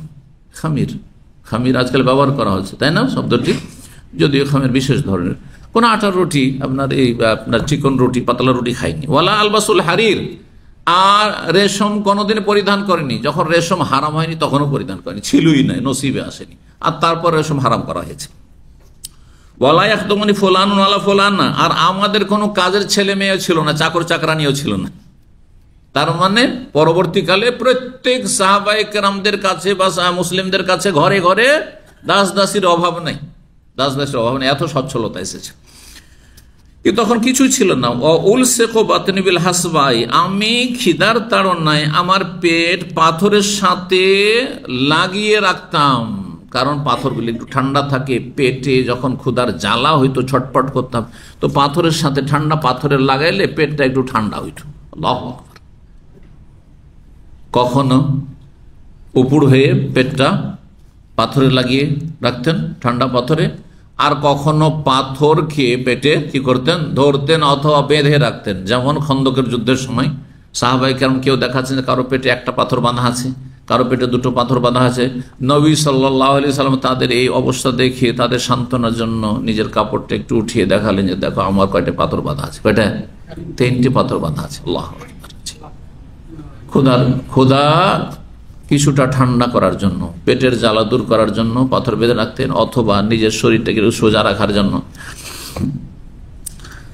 ওয়াস্তাকরিউর রাজুলা আল আয়া, আর আমি কোন মানুষকে পেলেই কোন আয়াত পড়িয়ে দিতে বলতাম। ওয়াহিয়া মাই, অথচ সে আয়াতটি আমার কাছে আছে, মানে মুখস্থ আছে। এটা ভান করতাম যে আমি জানি না, একটা আয়াত শিখিয়ে দেন তো, কি হবে আয়াতটা, এই যে শুরু করলাম পুরা করে দেন তো একটু, যাতে করে আমি ফিস ফিস করে বলবো, যখন কথা বলতে পারছি না, যাতে উপলব্ধি করে যে আমি খুব ক্ষুধার্ত আছি, তখন আমাকে নিয়ে গিয়ে দুটো খাওয়াই। আল্লাহু আকবার। ওমর রাদিয়াল্লাহু তাআলার সাথে এরকম ঘটেছে, এর আগে হাদিস গিয়েছে। তো বলছেন কেন এরকম কাজ করতাম, যে কোনো আয়াত পড়িয়ে চাইতাম, কাইয়ান কালিবাবি, যাতে করে আমাকে নিয়ে বাড়িতে যায়, ফাইউতে এমানি, আর আমাকে কিছু খাবার খাওয়াই।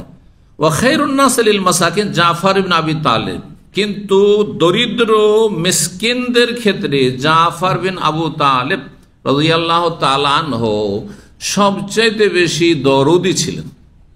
মানে তিনি অত্যন্ত বেশি গরিব দুঃখীর খেয়াল রাখতেন, লক্ষ্য রাখতেন। কি করতেন? জাফর সবসময় বুঝতে পারতেন যে আবু হুরায়রা না খেয়ে আছে, প্রচন্ড ক্ষুধা আছে। কি করতেন? ইয়ানকালেও বেন, আমাদেরকে নিয়ে তিনি বাড়িতে চলে। জাফর চেনেন তো? নবী সাল্লাল্লাহু আলাইহি ওয়াসাল্লামের চাচাতো ভাই, আলীর বড় ভাই, জি, যিনি মুতার যুদ্ধে নেতৃত্ব দিতে গিয়ে শহীদ হয়েছেন জাফর রাদিয়াল্লাহু তাআলা। তার ছোট ছোট কচি কাঁচা অনেক বাচ্চা ছিল। এই অবস্থায় ফেউতেমন আমাদেরকে খাওয়াইতেন, মা কানাফি, যা কিছু বাড়িতে থাকতো। তাহলে মানুষকে, মেহমানকে খাওয়ানোর জন্য এতটাই যথেষ্ট, বাড়িতে যা আছে। আল জুদু বিল মওজুদ, আরবিতে একটা প্রবাদ আছে, কি?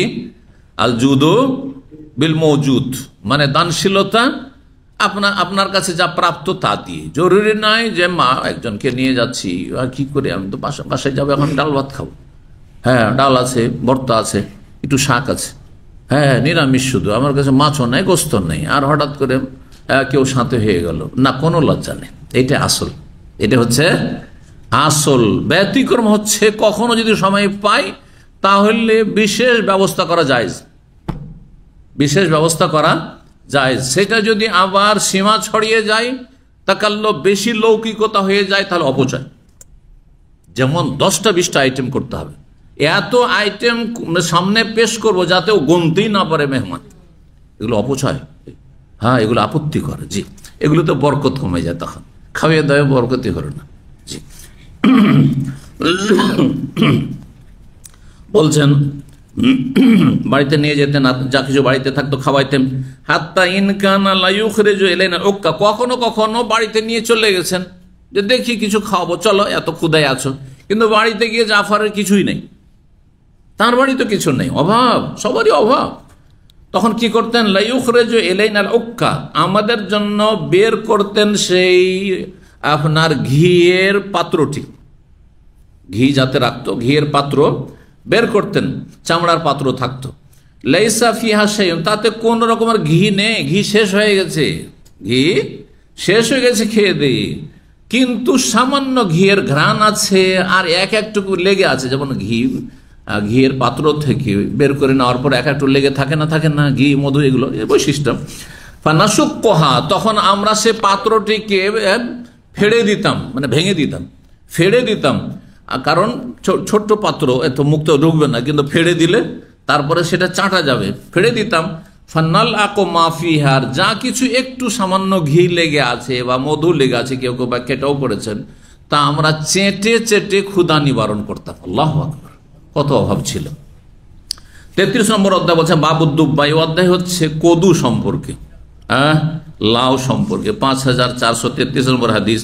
হাদিস বর্ণনা সুমামা বিন আনাস রাদিয়াল্লাহু তাআলা বর্ণনা করেছেন, রাসূলুল্লাহ সাল্লাল্লাহু আলাইহি ওয়াসাল্লাম সম্পর্কে বলছেন, আতা মাওলাল্লাহু খাইয়াতা, রাসূলুল্লাহ একদিন তার এক স্বাধীনকৃত দাস যে দর্জি ছিল তার বাড়িতে আসলেন। ফাউতিয়া বিদুব্বাইন, তারপরে রাসূলুল্লাহ সামনে পরিবেশন করা হইল লাউয়ের তরকারি। ফাজালা ইয়াকুলু, তারপরে তা খেতে শুরু করলেন। ফালাম আজাল ওহিব্বহু, সেই দিন থেকে আমি পছন্দ করি, ভালোবাসি, কি? লাউকে ভালোবাসি। মনজুর আয়ত রাসূলুল্লাহ ইয়াকুলু, যখন থেকে রাসূলুল্লাহ সাল্লাল্লাহু আলাইহি ওয়াসাল্লামকে লাউ বড়ই আগ্রহের সাথে খেতে দেখেছি, যে নবী মহব্বত করেন লাউকে, কদু পছন্দ করেছেন, আমিও পছন্দ করি। আগে বলেছি, যদি দুনিয়ার কোনো কিছু নবী সাল্লাল্লাহু আলাইহি ওয়াসাল্লাম পছন্দ করতেন সেটি ইবাদত নয়, তারপরও যদি আপনি নবী ভালোবাসতেন, সেই জন্য আমি ভালোবাসি, তো সওয়াব পাবেন ইনশাআল্লাহ। কিন্তু সেটি ইবাদতের মতো নয়, সেটি ইবাদতের মতো নয়। যেমন বলেছিলাম যে বাবরি চুল ধরেন, পাগড়ি, এটি এবাদত নয়, পাগড়ি কোনো এবাদত নয়, কিন্তু আদাত। নবী সাল্লাল্লাহু আলাইহি ওয়াসাল্লাম পাগড়ি পরতেন, নবী সাল্লাল্লাহু আলাইহি ওয়াসাল্লাম মাথা ঢেকে রাখতেন। ভদ্র মানুষরা আমাদের সমাজে এখন মাথা ঢেকে রাখে, যে যত বেশি ভদ্র তত বেশি মাথা ঢেকে রাখে। তাহলে মাথা খুলে চলাফেরা করা জায়েজ, কোনো আইব নয়, কিন্তু যদি আপনার সমাজে সেটা অভদ্রতা বলে বিবেচিত হয়, হ্যাঁ, তাহলে সেটা করবেন না। একজন আলেমের জন্য আমাদের সমাজে মাথা খুলে, মাথায় টুপিও নেই, আর মাথায় আপনার রুমালও নেই, মাথায় পাগড়িও নেই, এইভাবে চলাটা খানিকটা সারাফতের খেলাফ, হ্যাঁ, ভদ্রতার খেলাফ। সুতরাং এরকম কাজ করবেন না, কারণ বাড়াবাড়ি করে অনেকে এরকম কাজ করেন। এতে আপনার সম্মান বাড়ে না, এটা আপনার চরমপন্থা প্রমাণ করে না, এরকমটা করবেন না। আবার টুপিকে সুন্নত বানিয়ে দিবেন না। ইসলামিক সাজ, ভদ্র সাজ ভালো লাগে বা মানুষরা পছন্দ করে, সুতরাং আমি পছন্দ করি। জি, বলছেন 34 নম্বর অধ্যায়, বাবুর রাজুল ইয়াতাকাল্লাফু তুআমা লিইখওয়ানিহি। এই অধ্যায় হচ্ছে কোন ব্যক্তি যদি তার ভাই বন্ধুদের জন্য খাবারের ব্যবস্থা করে, মানে আমি কাউকে দাওয়াত দিয়েছি, কিছু লোককে দাওয়াত দিয়েছি, আর তার জন্য একটু স্পেশাল ব্যবস্থা করলাম প্রস্তুতি নিয়ে, সেটাও জায়েজ। যদি আমার সামর্থ্য থাকে তো ভালো, শুধু জায়েজ নয়। ধরেন আমার সামর্থ্য আছে যে আমি আপনাকে ডাল ভাত আর সবজি খাওয়াবো না, যখন আমি 5 জনকে 10 জনকে ডেকেছি একটু ভালো করে মাছ গোস্ত খাওয়াবো, কিন্তু সেটাতে অপচয় নাই, সীমা ছড়িয়ে যাব না, তাহলে এটা ভালো, প্রশংসনীয়। কিন্তু এটা জরুরি না যেমনটা আজকাল মনে করছেন যে আমি ডাকলাম না আপনার কি জন্য, ভাই বাড়িতে কিছু নেই, শুধু আজকে ডাল ভাত আছে, বাড়িতে বাসাতে তো জানেই না যে আমি মেহমান নিয়ে আসি, তো এটা কি ঠিক হবে যে আপনাকে নিয়ে গিয়ে শাকসবজি আর ডাল খাওয়াবো? না, অবশ্যই ঠিক হবে। আল জুদ বিল মওজুদ, মানে দানশীলতা যা আপনার কাছে মওজুদ আছে, বিদ্যমান আছে, তাতে যা আছে তাই খাওয়াবেন। আপনি যা খাবেন তাই খাবেন, বাস পার্থক্য যেন না থাকে, যে আপনি ভিতরে কিছু খাচ্ছেন আর বাইরে আপনি যাকে ডেকেছেন তাকে আর কিছু খাওয়াচ্ছেন, এইটা যেন না হয়, একসাথে খাবেন। তাহলে খাবার দাবার ব্যবস্থা করতে পারেন, কিন্তু যেটাকে আরবিতে বা উর্দুতে তাকাল্লুফ বলা হয়, লৌকিকতা, সেটা পছন্দনীয় না, মাকরুহ, মানে সীমাহীন করা, যেটা বলছি অনেক বেশি করে দিয়েছে, এমন কিছু করবেন না। আর এত বেশি অনেক সময় হয়ে যায় যে কোনটা খাবো দিশা পাচ্ছি না, আর যার ফলে এত ভালো ভালো স্বাদের খাবার তারপর কোনোটাই স্বাদ পেলাম না। হচ্ছে না এত বেশি থাকার জন্য। এদিকে ভর্তা খেতে খেতে কয়েকটা ভর্তা, অতীতে পেট ভরে গেল, ভর্তা মানে তো ভরা, ওতে পেট ভরে গেল, তা আপনার গোস্তে আর কি মজা থাকবে, আর আপনার ইলিশে কি বা মজা থাকবে, আপনার ভালো ভালো আর খাবার কি আমার মজা থাকবে, বুঝতে পারছেন না? অত বেশি না, এই জন্য 3টা থেকে 5টা, আর আজকালকার যেমন 7টা, কিন্তু যেমনই 10টা পুরা করলেন অতিরিক্ত, অতিরঞ্জন করে ফেলেন, তার বেশি যা করবেন আপনি অপছন্দনীয় কাজ করছেন না, লৌকিকতা জি করবেন না। 5434 নম্বর হাদিস বর্ণনা করছেন আবু মাসুদ আনসারী রাদিয়াল্লাহু তাআলা, তিনি বলছেন, কানা মিনাল আনসারি রাজুলুন ইউকালু লাহু আবু শুআয়ব। আনসারি এক ব্যক্তি ছিল যাকে আবু শুআয়ব বলে ডাকা হতো, শুআয়বের বাবা বলে ডাকা হইতো। ওয়া কানা লাহু গোলামুল লাহাম, তার এক কসাই গোলাম ছিল। লাহাম মানে লাহাম থেকে যে গোস্তের কারবার করে, হ্যাঁ গোস্ত কাটাকাটি করে, তাকে কি বলা হয়? লাহাম বলা হয়, মানে হ্যাঁ কসাই। আজকাল কি বলছে? আজকাল একটা ভাষা আছে, হ্যাঁ কে বলতে পারে দেখি? আরবি মাদ্রাসা পড়াগুলো না, হ্যাঁ না, লোহম তো গোস্তের নাম। কসাই কে? কসাই কি বলে? হ্যাঁ কে বললো? একটা বলেছে কেউ, জাজ্জার। হাসান, জাজারা এজরা মানে জবাই করা, এই যে জবাইয়ের কাজ করে, হ্যাঁ জাজারা এজরা। এই জন্য জবাইয়ের জায়গাকে, স্যালাটার হাউসকে মাজজারা বলা হয়, মাজজারা জি। তো বলছেন যে সে কসাই গোলাম ছিল। ফাকালা, নবী সাল্লাল্লাহু আলাইহি ওয়াসাল্লাম বললেন, ইসনালি তোয়ামান, এই গোলামকে বললেন আমাদের জন্য খাবার প্রস্তুত করো, খাবার প্রস্তুত করো। তাহলে কাউকে বলতে পারেন যে খাবার দাবার তৈরি করো, বিশেষ করে আপনার অনুগত বা আপনার কাছের লোক, গোলাম ছিল সে। আদু রাসূলুল্লাহ সাল্লাল্লাহু আলাইহি ওয়াসাল্লাম, রাসূলুল্লাহ সাল্লাল্লাহু আলাইহি ওয়াসাল্লামকে ডাকবো খামেসা খামসাতিন, হ্যাঁ 5 জনের একজন হিসাবে, মানে টোটাল 5 জনকে ডাকবো, আর তাদের অন্যতম হবেন রাসূলুল্লাহ সাল্লাল্লাহু আলাইহি ওয়াসাল্লাম। ফাদা রাসূলুল্লাহ খামেসা খামসাতিন, তারপর রাসূলুল্লাহ সাল্লাল্লাহু আলাইহি ওয়াসাল্লামকে দাওয়াত দিলেন। কি? আবু শুআয়ব, কিন্তু মালিক দাওয়াত দিচ্ছেন, আর তার গোলামকে বলছেন, বললেন যে রাসূলুল্লাহ সাল্লাল্লাহু আলাইহি ওয়াসাল্লামকে ডাকলেন খামেসা খামসাতিন, 5 জনের অন্যতম হিসাবে। ফাতাবিআহু রাজুলুন, কিন্তু 5 জন যখন একসাথে যাচ্ছেন নবী সাল্লাল্লাহু আলাইহি ওয়াসাল্লামের সাথে, তখন পেছন থেকে একজন তাদের সাথ ধরে নিয়েছে। ফাতেমা তাদের অনুসরণ করেছে, মানে পেছনে এসে উপস্থিত। ক্ষুধা ছিল, হ্যাঁ সবাই খেতে যাচ্ছে, আমিও চলে যাই। আচ্ছা, অনেকে আছে ধরেন ক্ষুধা না থাকলে আজকালকার জামানায় দেখা যায় অনেকে একসাথে আছে, এই ঘোরাঘুরি করছে। এখন আপনি তো একা ওকে ছেড়ে আসতে পারছেন না, ও যাচ্ছেও না, হ্যাঁ ও শুধু তা কোনো রকম করে যেন আমাকে ডেকে নেই, আর একবার ডাকলেন না করছে না, এরকম লোক কিন্তু অনেক আছে এখন আছে, বুঝতে পারছেন না? ওইরকম করতে নাই, নিজেকে তো হালকা করবেন না, হালকা করে ডাকছে না আসলে ভারী করে ডাকছে, একটু বুঝবেন। জাযাকাল্লাহ খাইর, বারাকাল্লাহ ফিক বলেন 2 বার 3 বার বলছেন, তখন জানাবেন। তো যাই হোক, যেহেতু দাওয়াত শুধু 5 জনের ছিল আর এই লোক পেছন ধরে নিয়েছে, সাথ ধরেছে, বলছেন ফাকালান নবী সাল্লাল্লাহু আলাইহি ওয়াসাল্লাম, ইন্নাকা দাওয়াতান আবু শুআইব, তুমি আমাদেরকে দাওয়াত দিয়েছো খামেসা খামসাতিন, 5 জনকে, আর 5 জনের পঞ্চম ব্যক্তি আমি, ওয়াহাযা রাজুলুন, কিন্তু এই জনৈক ব্যক্তি কাদ তাবিয়ানা, আমাদের সাথে হয়ে গেছে, যে তো তুমি কি অনুমতি দিচ্ছ? সুবহানাল্লাহ, নবী সাল্লাল্লাহু আলাইহি ওয়াসাল্লাম অনুমতি চাইছেন, তার এটি হচ্ছে ইসলাম। জি, আমিও আপনাদের কাছে অনুমতি চাইবো যে দাওয়াতে যাবে, আমার সাথে কিন্তু আরো 2-1 আছে। ফাইন শিতা আযানতা লাহু, যদি তুমি চাও তাহলে তাকে তুমি অনুমতি দিতে পারো, ওয়াইন শিতা, আর যদি তুমি চাও তাহলে তারাকতাহু, তাকে পরিত্যাগ করতে পারো, বাদ দিতে পারো। জি, কোনো আপত্তি নেই। জি, আমি মদিনায় 2 জন দিনী ভাই, তার মধ্যে একজন মাদানি, দেখা করতে চলে এসছে, আর এইদিকে আমার দাওয়াত আছে ওপরে হোটেল, আর হোটেলের নিচে আমি দেখা করে তাদের চাইছি যে বিদায় করে দেবো, কারণ দাওয়াত তো আমার আছে, ওদের তো দাওয়াত নেই। কথা বলছি, ওই সময় ফোন চলে এসছে মালিকের, যিনি দাওয়াত করেছেন, এই গত সোমবারে। তো শেখ আসেন, সবাই চলে এসছে, সবাই হাজির হয়ে চলে আসেন বুফেতে।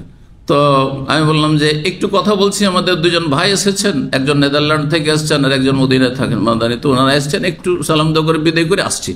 বলছে ওনাদেরকে সাথে, আমি বলিও নি যে এনাদেরকে আনবো কিনা, আমি আবার বলতে যাই না হতো, তো বললামও না, যদি জরুরি হয় যে না বলা দরকার তখন বলি, তো ভাবছি যে না দরকার নাই।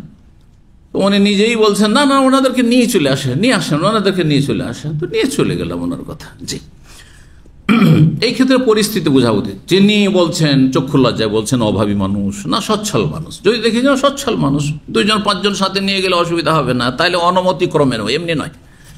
আর যদি না অভাবী মানুষ, কিন্তু আমি বলছি যে ভাই কিছু লোকের সাথে আছি সেজন্য একটু লেট হচ্ছে, আর তিনি লজ্জায় বেচারা বলছেন নিরুপায় হয়ে নিয়ে চলে আসেন, তাহলে না নেব না, বলতে না থাক, ওনাদের বিদায় করে আমি আসছি, এটা করা উচিত, এটা অবশ্য খেয়াল রাখা উচিত।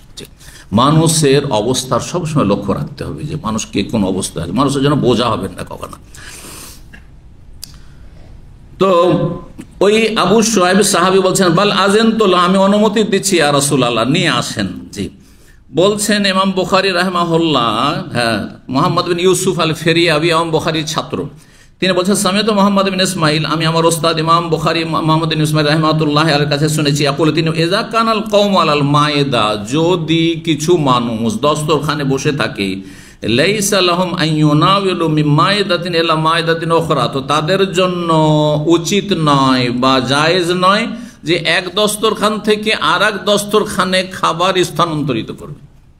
অর্থাৎ পাশাপাশি বসে 2 দস্তরখানে খাচ্ছেন, একটা প্লেটে আপনার একটু পরে যেমন খাবেন, এক প্লেটে কয়েকজন বসে আছেন, আরেক প্লেটে আর কয়েকজন বসে আছেন, আপনার প্লেটেই যে 4 জন 5 জন যা আছেন, আপনারা আপনার নিজের দিক থেকে আশেপাশে ডানে বামে অন্য কাউকে দিয়ে দেন, হ্যাঁ সরিয়ে দেন, হয়তো আপনি কম খাচ্ছেন সেজন্য সরিয়ে দেন, দিয়ে দেন বা উঠিয়ে দেন, ভালো জিনিসটা অন্য আমার পাশের ভাইকে দিয়ে দিস, সেটা করেন। কিন্তু আপনার প্লেটে যেহেতু আপনি একা না, আরো কয়েকজন শরিক আছে, আপনার প্লেট থেকে আপনি মুরগিটা বা মুরগিটার চিকেনটার কিছু অংশ উঠিয়ে পাশের প্লেটে দিয়ে দিলেন, এটা করবেন না। এর বুঝতে পারছেন মাসলা? কেন করবেন না? নিজের প্লেটে দিতে আপত্তি নেই, কিন্তু অন্য প্লেটে দিতে কেন আপত্তি? কারণ এখানে আপনি একা না, এখানে আপনার সাথে আপনার সমান অধিকার রাখে আরো 2-4 জন খাচ্ছে একই প্লেটে, তাহলে ওদের অনুমতি ছাড়া আপনি আর এক প্লেটে কেন দেবেন? ওদের প্রয়োজন থাকতে পারে, আগে ওরা হকদার বেশি, বোঝা গেছে না? একেবারে বেশি হয়, অনেক সময় খাওয়া দাওয়া করতে এতগুলো খেতে পারবেন না, তখন ওদের বলেন যে তাহলে এদেরকে আশেপাশে ডানে বামে দিয়ে দিই, তাদের পারমিশন নিয়ে অনুমতি নিয়ে দেবেন। জি, বিষয়টি এভাবে। ওয়ালাকিন ইউনাবিলু বাযহুম বাযান ফি তিলকাল মায়েদাতি, তবে তাদের একজন আরেকজনকে দিতে পারবে, নিতে পারবে ওই প্লেটেই, ওই দস্তরখানে। আও ইয়াদু, হ্যাঁ, আও ইয়াদাউ, অথবা ছেড়ে দেবে যে আমরা খেতে পারবো না, ছেড়ে দেন আপনি, কিন্তু আপনি এখান থেকে নিয়ে অন্য জায়গায় দেবেন, হতে পারে যে এদের কমে গেল অথবা মনটা খারাপ হলো, যে আপনাকে দিতে কে বলল? অনেক সময় আপনার সম্পর্কে ভুল ধারণা হবে, হ্যাঁ, যে আমরা পর, আর ওই পাশের প্লেটে দিল ওর ঘর, কি বুঝলেন? ওর নিজের লোক তো, একসাথে থাকে, একই কোম্পানিতে থাকে, একই রুমে থাকে, তো ওই জন্য উঠিয়ে দিয়ে দিল ওইখানে। আপনার সময় একটা খারাপ ধারণা হবে, তো মানুষের খারাপ ধারণা থেকে সবসময় বাঁচতে হয়। 35 নম্বর অধ্যায়, অনেক সময় হয়ে গেছে, আরেকটি অধ্যায় আমরা পড়িনি। বলছেন বাবু, এই অধ্যায় মান আযাফা রাজুলান ইলা তামিন ওয়া আকবালা হুয়া আল আমালিহি। এই অধ্যায় হচ্ছে কোনো ব্যক্তি যদি কাউকে জিয়াফত করে, আযাফা মানে জিয়াফত করা, জিয়াফত বুঝেন তো, দাওয়াত দেওয়া। তো কাউকে যদি কেউ জিয়াফত করে আর সেই ব্যক্তি যিনি জিয়াফত করলেন বাড়িওয়ালা অন্য কাজে ব্যস্ত হয়ে যান, তো জায়েজ কি না? প্রয়োজন থাকলে জায়েজ, জরুরি নয় যে আপনার প্লেটে বসে খেতে হবে, আপনার সাথে কথা বলতেই হবে। হয়তো আপনাকে খাবার দিয়ে দিয়েছেন আর তারপর অন্য কাজ করছেন, উনি খেয়ে নিয়েছেন অথবা খাবার কম আছে, উনি খেতে চান না, কোনো একটা বাহানা করে আমি একটু কাজ ব্যস্ত বা ওর চাইতে গুরুত্বপূর্ণ কাজ আছে, সুতরাং তিনিও কাজ করছেন, তো জায়েজ আছে। এটা প্রমাণ করতে চাইছেন ইমাম বুখারী 5435 নম্বর হাদিস বর্ণনা করছেন আনাস রাদিয়াল্লাহু তাআলা বলছেন, কুনতু গোলামান আমশি মা রাসূলিল্লাহ, আমি বালক ছিলাম এবং রাসূলুল্লাহ সাল্লাল্লাহু আলাইহি ওয়াসাল্লামের সাথে চলাফেরা করতাম, সবসময় নবীর সাথে থাকতাম। ফাদাখালা রাসূল আলা গোলামিল্লাহু খাইয়াত, একদিন রাসূলুল্লাহ তার এক দর্জি গোলামের বাড়িতে গেলেন। ফাতাহু বিকাসআতিন ফিহা তামুন, একটি পাত্র নিয়ে আসলো ওই ব্যক্তি, ওই দর্জি, যাতে খাবার ছিল। ওয়ালিহি দুব্বার, সেই খাবারের সাথে কিছু লাউ তাও ছিল, লাউ আর গোস্ত মিশানো তরকারি ছিল। কি করতে লাগলেন? ফাজাআলা রাসূলুল্লাহ ইয়াতাতাব্বাউ দুব্বা, তখন রাসূলুল্লাহ সাল্লাল্লাহু আলাইহি ওয়াসাল্লাম সেই কদুর টুকরোগুলি তলাশ করে করে বেছে বেছে খেতে লাগলেন। ইয়াতাতাব্বাউ মানে বেছে বেছে, হ্যাঁ, গোস্ত না খেয়ে ওই কদুগুলো, লাউয়ের টুকরোগুলো খেতে লাগলেন। তো জায়েজ রয়েছে, আপনার দিকে আছে কদু, হয়তো একটু এতে আছে, কিন্তু আমি কদু পছন্দ করি, হয়তো আপনি গোস্ত পছন্দ করেন, হ্যাঁ, আমার জন্য গোস্ত ক্ষতি করবে বা কারোর জন্য, সুতরাং আপনি কদু যদি বেছে বেছে খান। তো নবী সাল্লাল্লাহু আলাইহি ওয়াসাল্লাম খেয়েছেন। কালা ফালাম্মা রাআইতু যালিকা, যখন আমি এটা দেখলাম, জাআলতু আজমা বাইনা ইয়াদিহি, তখন আমি লাউগুলি নবী সাল্লাল্লাহু আলাইহি ওয়াসাল্লাম কেন জমা করে আমাদের দিক থেকে সব উঠিয়ে নবী সাল্লাল্লাহু আলাইহি ওয়াসাল্লামের দিকে দিয়ে দিলাম, যাতে করে তার কাছে লাউয়ের পরিমাণটা একটু আরো বেশি হয়ে যায়, তার সামনে হয়ে যায়, দূর থেকে না নিতে হয়। কালা, তারপরে বলছেন ফা আকবালাল গোলাম আলা আমালিহি, তখন সেই যে গোলাম, নবী সাল্লাল্লাহু আলাইহি ওয়াসাল্লাম যে দর্জি গোলাম ছিল, এখানে গোলাম মানে হ্যাঁ চাকর গোলাম বা দাস, সেই দাস গোলাম তার নিজের কাজে ব্যস্ত হয়ে গেল। এদিকে সে দাওয়াত দিয়েছে, দাওয়াত দিয়ে খেতে বসিয়ে দিয়েছে, আনাজ খাচ্ছেন এবং রাসূলুল্লাহ সাল্লাল্লাহু আলাইহি ওয়াসাল্লাম খাচ্ছেন, আর তিনি নিজের কাজে, দর্জিরি কাজে অথবা অন্য কাজে, সংসারের কাজে তিনি ব্যস্ত হয়ে গেছেন। তার বোঝা গেল যে জায়েজ, যদি না জায়েজ হইতো তাহলে নবী সাল্লাল্লাহু আলাইহি ওয়াসাল্লাম বলতেন, এই এখন কাজ করার সময়, এখন আমার সাথে খাওয়ার সময়, আর না হলে কথা বলতো আমার সাথে, শিখাতেন না? তাহলে প্রয়োজন নয়, জায়েজ আছে, অনেক সময় কাজ থাকে। আনাস বলছেন লা আযাল উহিব্বুদ দুব্বা, তখন থেকে আমি সারা জীবন লাউ পছন্দ করি। বাদা মা রাআইতু রাসূলুল্লাহ সানা মা সানা, রাসূলুল্লাহ সাল্লাল্লাহু আলাইহি ওয়াসাল্লামের এই আচরণ দেখে বা রাসূলুল্লাহ সাল্লাল্লাহু আলাইহি ওয়াসাল্লামের এই লাউয়ের উপর আগ্রহ দেখে, যে নবী সাল্লাল্লাহু যেহেতু লাউকে পছন্দ করতেন, সুতরাং আমিও তখন থেকে লাউকে খুব পছন্দ করি। এখানে আজকের আলোচনা শেষ করছি। জাযাকুমুল্লাহু খাইরান ওয়া সাল্লাল্লাহু ওয়া সাল্লাম আলা মুহাম্মদ ওয়া আলা আলিহি ওয়া সাহবিহি।